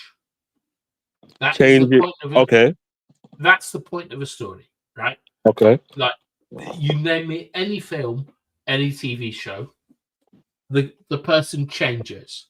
Mm-hmm. Okay, so let's put that aside. The situation is very simply that a guy's gone to jail. He's got out of jail. He slept with his boss's wife. Is that right? Nah, his friend's wife. That's Yeah. how I framed it Okay. anyway. Okay. Yeah. Sure. So, but he's gone to jail, correct? Mm-hmm. Yeah. Right. Why does he need to go to jail for the story to be interesting? Why does he need to go to jail? Basically, he's just they used to do a lot of crime together, and he's the only one that got caught, and he never snitched on his friend. in order for somebody to look after his missus and the kids. Okay. This is more interesting. He went to jail, and his friend, he got him off. You know, he didn't testify, and then he slept with this guy's wife. That's more interesting. Okay. So if you were to make any kind of dramatic production out of this, like, you know, you could do it two ways. You could do it, right? Remember transformation. You could do it where the guy turns him in at the end. Like, person A is the guy that went to jail, slept with the guy's wife. Is this, sorry, I have to ask, is this a personal story? No, this ain't a personal story. This is just my creative mind just going crazy. Yeah, but it's a very boring story, because what would be a much more interesting story is like, do you know the Odyssey? I've heard of it, but I never bothered to watch it. You know the Trojan horse and all that? Yeah, I've heard of that, yeah. Right. When Odysseus gets back to Ithaca, where he lives, his wife is fucking everyone. Like 36 people. And he has to, like, convince her, yo, I'm back. Calm down, and I'll marry you. Do you see the difference? Yeah, I see the difference. Yeah. What's the difference? The difference is his wife is a super hoe and he's a simp. Right. So instead of trying to apply like all this stuff to London, why not try and apply the Odyssey to London? What? That she's just getting impregnated by several gang members, or she's just sleeping with several gang members? Yeah. Yeah. I mean, it does have another level of excitement onto it. Well, like, look, I mean, it does. I can't discount it. Look, I'm gonna be honest with you, right? I think it's always cool when people give their creative ideas. Like 99% of the time, they're bad. Okay? But I will always try and support and create, good stuff for people. Your idea to me sounds like something that you've heard or whatever. I swear to God, I've not heard it from nowhere. I started writing because basically I had a concept to a show. Shout out to you. If you've done that, shout out to you. All right. I literally No. I'm not being patronizing. If you have put words down, shout out to you. That is more than anyone else you've ever known has done. Do you know how mad it is? I'm telling you now, yeah. I told you earlier, my brain is creative, right? Sure. Because initially what happened was one day, this was long time ago. This was years ago when I had a studio in Kent. And I basically built a studio with my family, and we were hosting a lot of commercial artists there and up-and-coming artists, and we were shooting some stuff for GRM over there. So GRM. Yeah, they're called Grime Daily. I think last time I checked, they had like millions of subscribers on YouTube. Yeah, the Blackpool bike guys. I know him. Yeah. All right. And then one day, obviously when you're in the studio, people tend to get high and whatnot. So one day we were just there, just talking nonsense, getting high. No, like I get the culture But artists. why do you allow that? You're paying I money. think it's. I think people won't understand, but it's an artist thing, right? No, It it's not. doesn't matter what culture you're in. It doesn't matter what culture you're in. You could be in there with a Yeah. rock and roll man, yeah, and he will be on some shit. Whatever shit he decides to be on, I'm he telling you will. right now, Balitek, I do not agree. Like, me and you from different cultures, but I Yeah, respect you because I think if I asked you to dig a ditch, you dig a ditch. If I asked you to like play, I don't know, Robert De Niro in like Taxi Driver, you do it. I have been in situations where I think people are taking the piss, and I'm not up for it. Like, the only thing you have in life that is just time, and I'm not up for people. I've been in this situation. I've been with people smoking dope. I've been with people fucking about, and I've got really cross, and I've demonstrated like liver punches. all Do you right. get me? No, I totally get what you're saying. It's not something that I partake in anymore, to be fair with you. But I'm just saying, at the time, like musicians, they do. I get it. Yeah. At the time, musicians, they do like, and I've been in the room with loads of them, all different types of music. Well, And let's musicians qualify do, this. they do Let, smoke and they do drink in the studio. yeah, but let's qualify this. All right. Is there creativity based on drinking and smoking? I don't think it's based on drinking and smoking, but I do. Mhm. It does There's a open up. correlation. It does open up the pathways. Especially sometimes people might be in a situation where they might be getting writer's block or whatever it is, and then they smoke because obviously you've not really partook in it, but I can tell you now. Yo, you need to. Okay. I can tell you now, if you smoke something, yeah, your creative, whatever your creative juices are, just imagine them heightened like 10x. I'm gonna give you a situation, Bally. I used to play like football in Chile. Yeah, I used to know a lot of people. You know, like Chile, Latin America, yeah. snow, etc.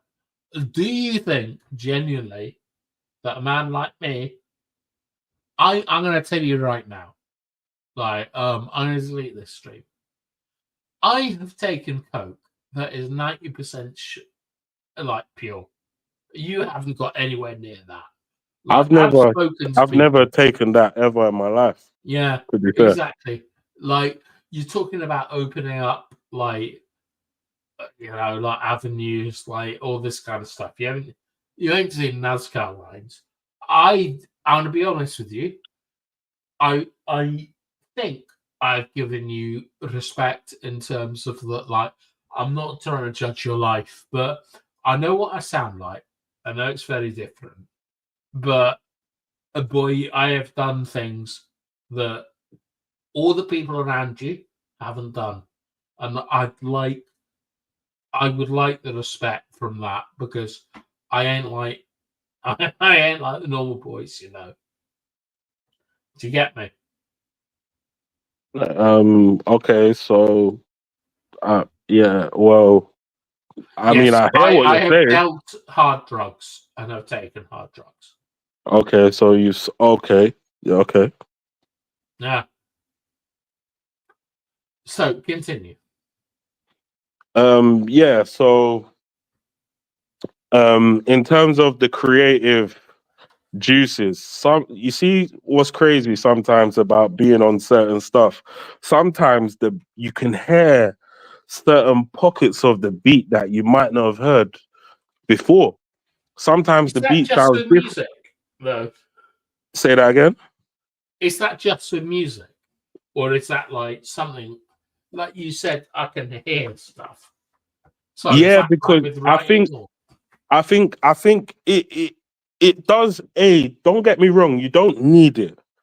but it can aid in your Absolutely. creative process. In terms of something, some of your favorite songs, yeah, were Oh made by yes, artists when they were on stuff, but people just don't know that they were on stuff. bro. Have you ever smoked a cigarette on an airplane? Well, never. I've done coke on an airplane. Like I know exactly what you're saying. Like what an artist thinks.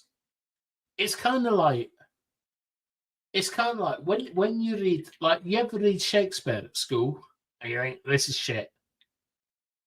Yeah, Like Shakespeare was about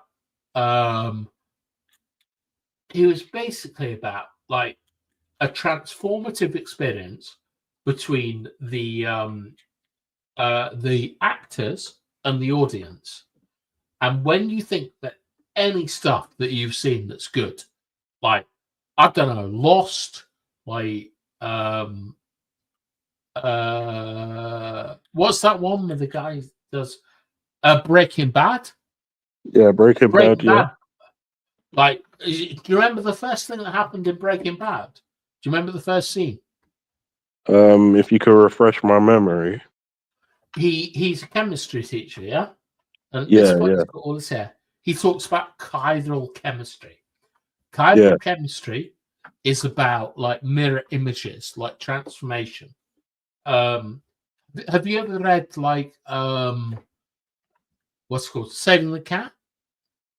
No, I've never read that. Okay, do you know Tyrone, my friend Tyrone? I Tyrone Williams. don't know him.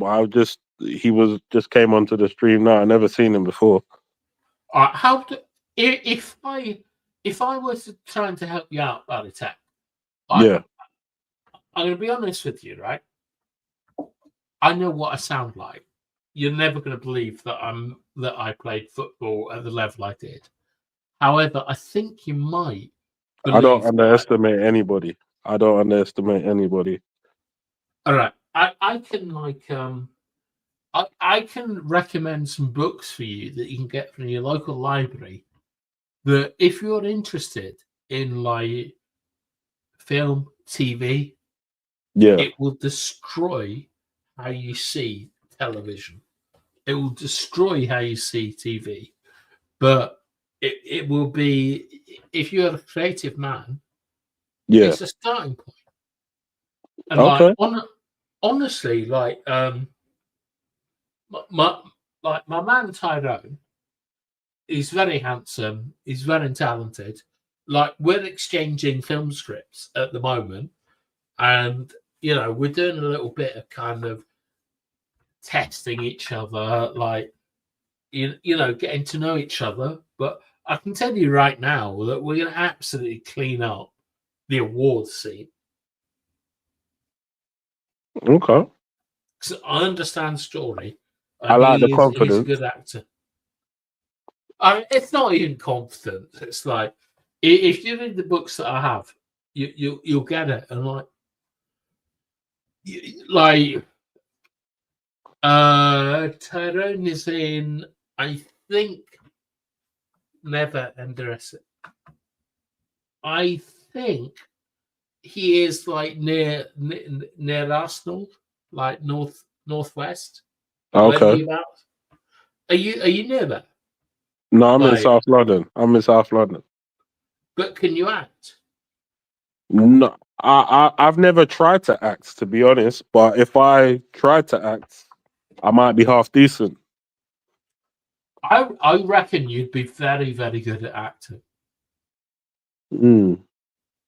I think that from what I'm hearing from you, that you are very considered. You understand that there is, like an iceberg. There's a top of an iceberg and a bottom of an iceberg. Yeah. I think that not just because of the fact you're called ballet tech and you're 28, which is No, ridiculous. 38. Yeah, like I think that you're a lot smarter than anyone has given you credit for. And I know you. I know you. Fuck off. I know you're from South London. I know. I you sent me your films, like the guy in the lift, and I am actually slightly concerned that the guy in the lift is called Darius. Like, that guy ain't a Darius. I'm telling you right now. Like, bad as heck.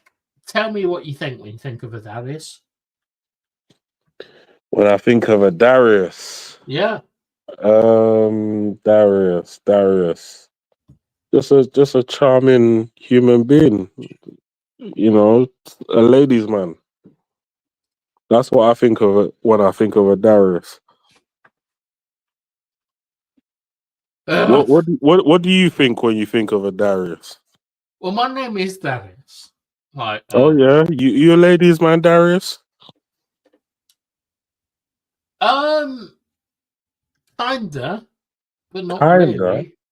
not really. Just when you want to be, when you're feeling yourself. No, it's not. No, it's not like that. It's like irony is a big part of my life, and like I've met, you know, like I mean, I've told you that I played against like Zamorano and Salas and Yeah, stuff like that. I've met a lot of attractive women, and I'm I've, sure in South I've thought, America.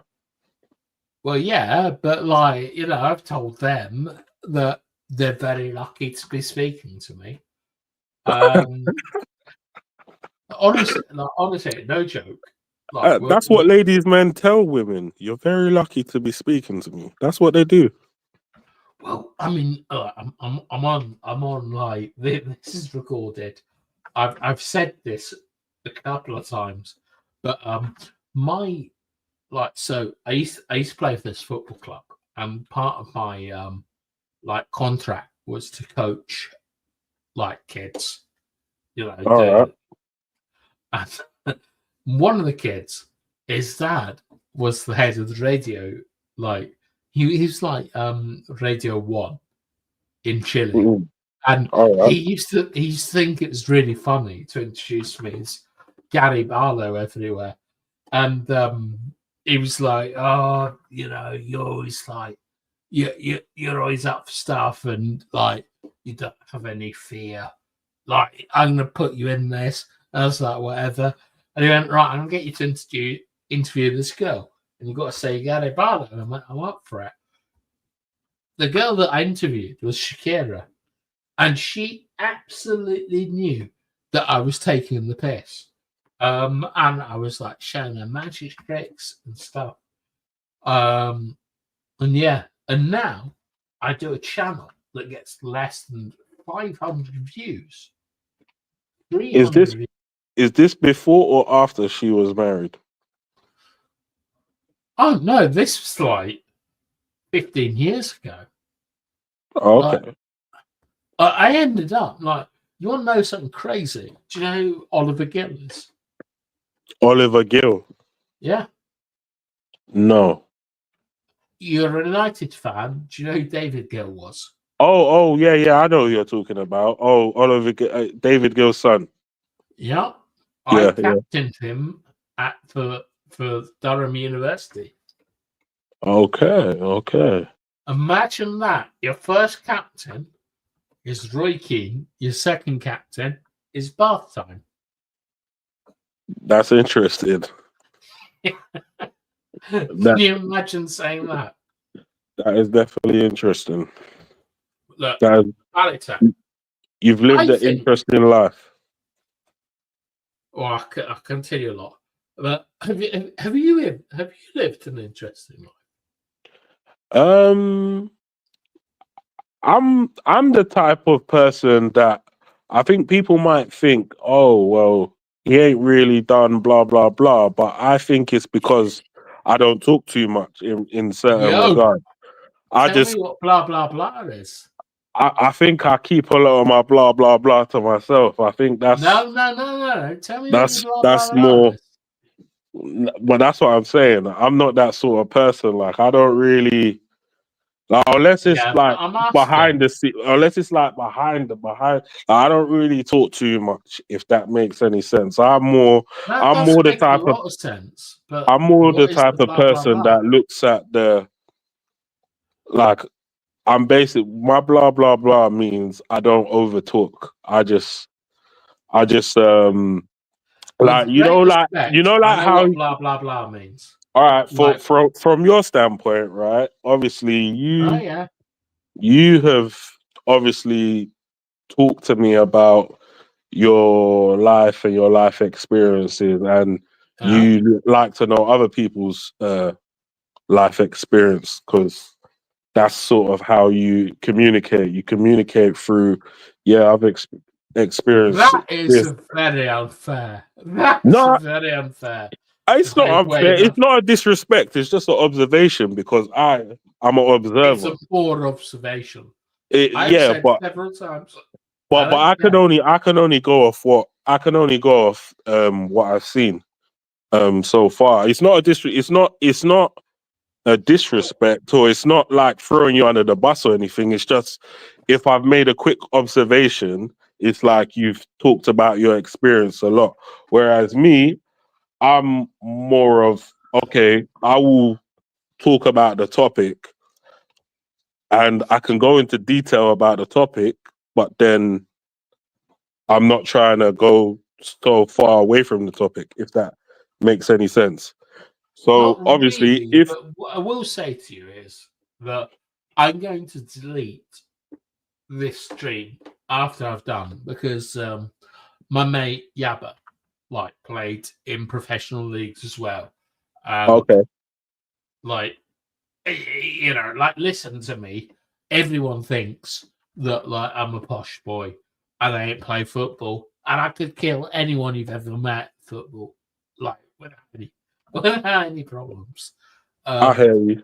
but what I'm saying to you is, I've been honest with you, Yeah. and the reasons you've given me for not being honest, which I respect, are not logical. No, you're talking about being honest. Now, I'm not talking about not being honest. I'm just talking about the perspective of I'm not trying to do that. Oh yeah, oh, No, oh, actually, you're right. You're right. like I'm not trying to do that. I'm more like I just sort of I'm cool. I chill.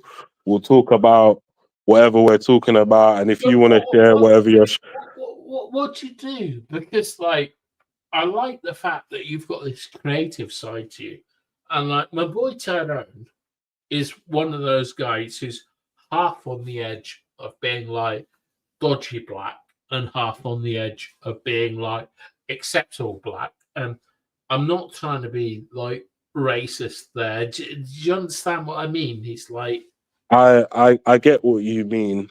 Um, yeah. obviously, I'm a Londoner, so I can kind of So is he. understand. There's like two different sort of worlds. There's like that Yeah. person that it won't be accepted in a certain part of society, but then there's Well, the that is so yeah.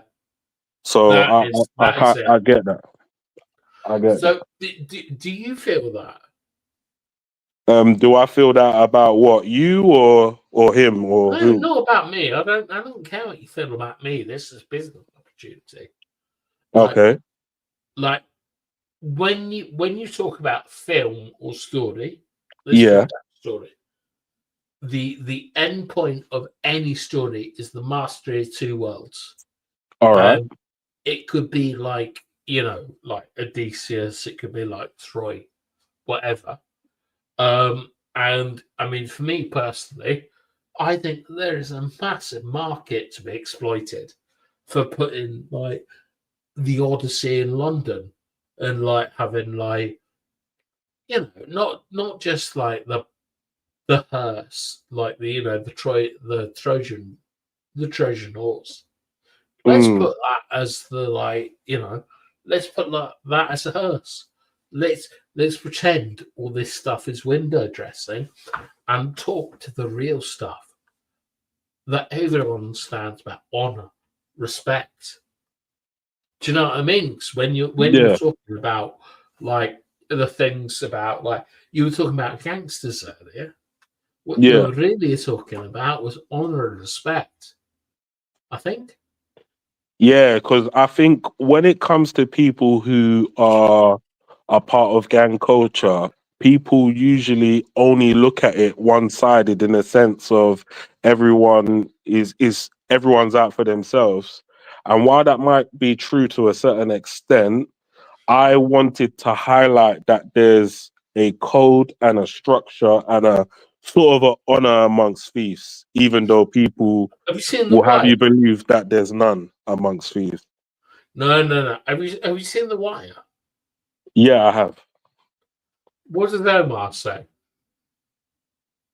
It's been a long time, so I need a Fair refresher. enough. Fair enough. But like Omar is kind of like the wild card, where he only fucks with what we would call civilians. Okay. So, for example, I'm gonna shock you, but I'm a white guy. I'm quite dark skinned, Turkish. With the way that I speak, if I went to your neighborhood and I was like, Yeah. "Yo, hello, I'd like to get some Charlie," everyone would Yeah. tell me to fuck off because they know it's not worth it. Because if I got done, I like, think it. it'd I bring think it attention. depends on what neighborhood you go to. There would be some neighborhoods where you go to, and they'd be happy to sell it to you because they might not see how you speak as a threat. But then if you went to No, yeah, but do another you side know of the a point I'm making? town, they might look at how you're speaking, and they might think you're undercover. Yeah, that's not the point I'm making. And like, I understand what you mean about undercover and things. The point I'm making is that if I went and like was talking in a certain lingo with my accent, Mhm. no one would mess with me because it's so obvious that the police would get involved, and they don't want that. Do you get what I'm saying? I mean, I get that, but then It's um, like it's I it's wouldn't like advise. bringing attention to something I, that they know is already there. I get that, but then me personally, I wouldn't advise you to move with that logic in certain areas. I get that. Yeah, I get what you're saying, but there's certain areas that I know personally that if that was your logic for getting out of a situation or getting in and out of a situation, I mean, you I would wouldn't trust it. you would be very surprised how often that has worked. I mean, don't I'm not. I won't put it past it to work. I just don't think it can. It's like a combination that works everywhere. Not really. Yeah, Like it will work in. It will. It might even work like 7 times out of 10, 8 times out of 10. But there are. yeah, but yeah. You're always inviting trouble. Mm, Like look, I'll tell you something. There's a place in Chile called La Suecia. okay. This is like 10 years ago. I used to carry around genuinely like, I don't know, like maybe 600 or 700 years in terms of sentence for the coat that I was carrying. And Okay. I used to deal to like at the time I was working as a professional football coach. Like, like doing coaching English and stuff like that. I broke more laws than anyone else. And like a couple of times I was in London and I got ripped off, I got done over, whatever. Because it's very different, like in Latin Mm, America. Do you know what I mean? Like everyone's got, like, you can buy what we would buy on the street for 50 quid. You buy for like £1, like in Latin America. Amazing. But the thing is what you have to look at is the motives of the people that are buying or that mm. are selling. Do you know what I mean? Like, Yeah. I think that like you're probably from like good family and all this kind of stuff, and you've seen this stuff. Like Yeah, I've seen it. yeah. Like, I don't want to get you into stuff. Like, don't worry, we can delete the stream afterwards. But you've seen stuff, but Yeah. you ain't seen the stuff. Like, I've seen some really, really nasty stuff, and I've Hmm. always got away with it because of like my accent and the way I speak. There's no way around that. That's how I got out of a lot of stuff. You mean And abroad, right? Or in London? yeah, Are you talking? no, London, man. Like the stuff that I bought in London, I was like, you know, I knew words, I knew people. Like I was coming from Latin America with very dodgy people. I go to Okay. London, it's cut down. Like there's a lot of people that are making a lot of noise, but I knew the right people, and like it's kind of like, you know, you get out in Trafalgar Square or something like that. You'll Yeah. pay like £5 to get into a club. I'll pay 20 quid. On the other hand, I wasn't paying for drugs. Do you know what I mean? Mm. Or do I need to explain? No, I sort of got that the minute you mentioned it. Yeah, Wait, shut up, Patrick. because then I was able to put two and two together. Oh, you was over there. Okay, cool. I kind of understand. Yeah, I mean this is 10 years ago. Like I'm almost 40 now. I'm like 38 or something. I'm not messing about in this kind of stuff anymore. As you do when you get a bit older, But I tend to mean, ease off that stuff. bruv, like you're fucking about channels where like, you know, Mark N is like dodging eating fucking like hot chips and stuff. Like, you know what I mean? They're all children. How do you think they would have? How do you think they'd get on in like Colombia? I don't know. Oh, yes. I can't really guess. I can't really guess because at the end of the day, it's like a lot of us, we come online, but we don't really know who each other is really. So Yeah. even like as an example, I've been on Pappy's channel like a lot of times, but I don't Yeah. really know who Pappy is really. So I can make an assumption from maybe a couple of the things that I've heard, but my assumption could be wider than Mark. I don't know. And I that's mean, why I that's say mine. that's why I said So, I don't really. That's why I said I don't really underestimate people because I don't really know. Because I need to be able to study certain things in order to have a better grasp on. Okay, this is who I'm dealing with, type of thing. do you know what, right? When you talk about studying and stuff like that, I get it, like completely. Like you're looking for motivations and stuff like that. Thing is, with people, they're very stupid. Like they telegraph stuff. I Like think customers customers, tend to be stupid. like legal customers, like sort of buy Yeah, this, like buy just that. just the general everyday today Yeah, customers. yeah, yeah. Most of them tend to be stupid. I couldn't agree more. Like I mean, like with Pappy, for example. Don't worry, I'm gonna delete this. Do you know a guy called We Deserve Better? I can't say that I do. I might have heard it, the name Yeah, being yeah. read out in the chat, but I can't say that I do. He's like, I think he's definitely in his 50s, like 53, 54, gay guy. Okay. And he was like sending me messages, about like all these guys are homophobic. He was talking about Pappy. Okay. And like, I said to him, like, look, bro, I can go through the arguments and I can say, like, if they're gay or not, they can talk about, like, I don't know if you know what neo, like, colonialism is and stuff like that. There's no reason why you should know these things.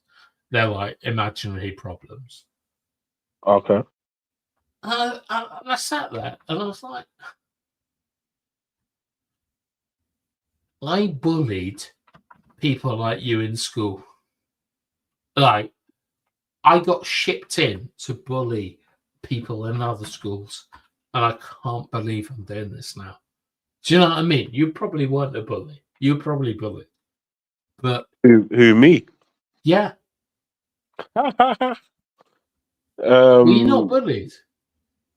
I mean, I think in South London, I think everyone gets bullied, but I was the person who fought the bullies. That sounds like you got bullied to me. Like, what do you mean you thought the bullies?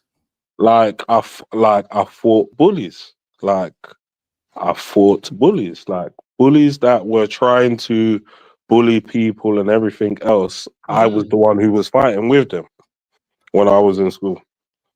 Yeah, I was the other way around. I used to bully people. Yeah, like people, a person couldn't just bully me and then think that it's gonna be some easy mission, because as I know bullies to be, they like the easy target. It's enjoyment when you see the weakness of somebody else. But somebody like me, Have you done anything about that? somebody like me, you ain't gonna see that weakness there. You're gonna see I somebody get that's ready that. to match you're gonna see somebody that's ready to match your energy. Yeah. I get that. Like, don't worry. One day we'll have a fight. It'll be amazing. We'll take our clothes off. But it'd be amazing, honestly. Like, Oh, okay. the scratches. Hopefully you're decent at. Or you said you can box, so I can box extremely well. yeah. Well, I hope you can handle the shoulder roll. I'm sure, without any question, I'm sure you can deal with me. Like, I'm a good boxer. Like, I'm an athlete. Like, that means nothing. But what did you do with that? Like, it sounds to me that you were kind of like a guardian Yeah. of the people around you. But did you do anything with it? Well, the thing is, yeah. I used to be the guy that sort of hanged around with a lot of bad boys. Didn't really need to, but I hanged around with a lot of bad boys. Why though? And they're just people that are in your environment. So I don't know. It's like you just gravitate to people who Yeah. you're cool with, and I just seem Yeah, to people with always strength. be. I just seem to always be Hang around on. Shut the up. bad boy. You said you gravitate towards people with strength. Not That not necessarily strength. Although I was around a lot of the bad boys, did have a reasonable amount of strength. yeah, but it was that power. Yeah, like Yeah, there was power around it, but I don't think I was in love with the power per se. I think that might be what attracted some of those people to me, because yeah. I By proxy. Yeah. yeah, because I had a certain level of power physically. So, that is interesting. That is really interesting. Like power physically. Yeah. You were like a big boy, muscles, all that kind of stuff. Yeah. Yeah. And the guys around you, like let's say the dodgy guys, they were trying to leverage that with adults now. but you might have not known that at the time. But I never So- done things that I'd never wanted to do. And this is the thing. I never done stuff that I never wanted to do. But one thing that I did do is I used to annoy some of them a lot, because a lot of the times they would be doing stuff like either bullying physically, you'd annoy people. them. It would be not physically, because physically, like, you have little fights or scraps or Yeah, whatever but it is, you but you it's pushing nothing them. serious. But no, what it was is that they used to do a lot of like robberies and bullying Yeah. people and stuff. So if I was there, if I felt sorry for the person, I'd be like, "Nah, leave him, man." Blah blah blah. And they used to get upset about that, because I used to literally stop Well, you them carried from that robbing threat. people. I used to stop them from robbing people, and they used to get like upset with that, but they What age they is couldn't this? really, like 12, 13, 14? teenager to early stages of adulthood. Yo, so was this like scary? Like, Uh, let's say 15. No, it weren't really scary, because the areas that I grew up in, like, Yeah. people were doing that stuff from way back Yeah. when. So it's like it's like you're almost desensitized to seeing certain things, because that's all you really ever saw around the area outside of your house. Inside your house What, is in London? yeah, in London, the madness starts from early. Right. I'm trying not to be ignorant, but I think that like the UK is different to say like Baltimore or like something like that, like The Wire. I Like, think it was only like what, like maybe a month ago or 3 weeks ago. uh-huh. I think it was like a 13-year-old kid. A kid got stabbed in. To be honest, 3 days ago, a 14-year-old child got stabbed and killed, and it is an absolute tragedy. And That's just London for you, to be honest. I, to be honest, right, I hate it. I know it's like white liberal guilt and stuff like that, but it should not be happening in England. Like, my It shouldn't father, be. like, look, your dad is probably from somewhere. Mm-hmm. My dad is from Scotland. Like, I'm not English by ethno-standic stuff, like the German romantic things. I heard a Scottish twang every now and then in your voice. Yeah, but it's like I've contributed so much to this country, and I know that, like, there are people fucking about on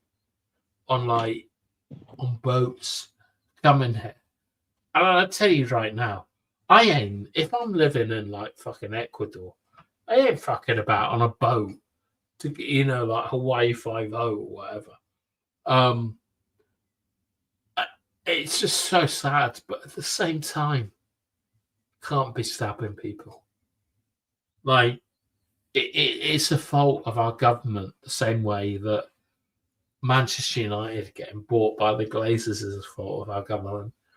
And it makes me so sad. And I know it's like white liberal guilt, but I was stood in front of people when like Pinochet died, and I was like up for fighting them. And I did some excellent classical boxing moves, but it's so sad, and it makes me sad that I'm going to exploit these tragic stories for drama. Like, Okay. do you know what I mean? Yeah. Like, because the thing is, I give you some world-class advice now. When you're talking about stories, whether that is a film or whether that is a play or whatever, it's always about transformation. it's about someone moving from one state to another. So, like, I don't know. Do you know anyone who's like really shy, bit of a loser, can't talk to girls? I I think the best way of me to describe what you're saying now is essentially what I saw in Breaking Bad. How he starts as the non-confident teacher, and then all of a sudden you get so far into the series, and he's killing people. He's sticking it on people. People actually fear him, and this is a guy who Do you know he what was the he was first scene of he was Breaking he was Bad is? getting beat up by his wife at home near enough. Like she No, was no, like, no. Listen. Do you know yeah, what the first scene of Breaking Bad is? yeah. You told me not too long ago about his chemistry stuff. I can't I can't. That's what Fair, you fair, said fair in a enough. nutshell. Like, I'm going to tell you right now. I don't care where you come from. What you're saying Yeah. is very ignorant in terms of like in terms of story, because Okay. it's so obvious. He's talking about something called chiral chemistry. Chiral chemistry is like if you put a mirror up, like the chemical stuff on one side is the reverse of the other. And he's talking about like Young. I don't know. Do you know Young? Like Carl No. Young? No. What I tell you is, right, you don't know anything, but you know everything. And I can give you like, if you can give me like some way to contact you, I will give you every book you need to know to do whatever you want. But you don't understand like how metaphor works. And a lot of people don't. Like, don't worry about it. Like, I'm extremely arrogant. Like, I think that I can do whatever I want. Like, No, I I totally get where you're coming from. yeah, right. But myself and Tyrone, do you remember that very handsome black guy that was in the chat? Yeah. Like, we've got plans. Like, he's I think, you know, like I'm very cautious about like the people that know me and so on, because I'll shock you, but my name isn't Bathtime.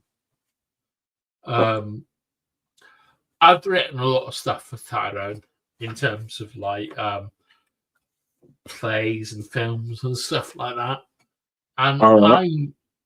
I'm very curious about kind of your world, because you're like a good boy who has seen the reality. Do you know what I mean? Yeah, I mean, I could sort of agree with that analogy. I could somewhat agree with that. Yeah. Like, if you were to make a story, Yeah. like what would it be about? Like, let's deal with the transformation of the character and the transformation of the world. You mean, is this a completely different show, just a random show, or what are we Just talking about? random. Doesn't reflect reality. If you Okay. were to, Yeah. Finish what you're saying. if you were to hear, if you Yeah. were to sit here and like you got a knife to your throat, and you were to, and someone were to say to you, I need to write a film.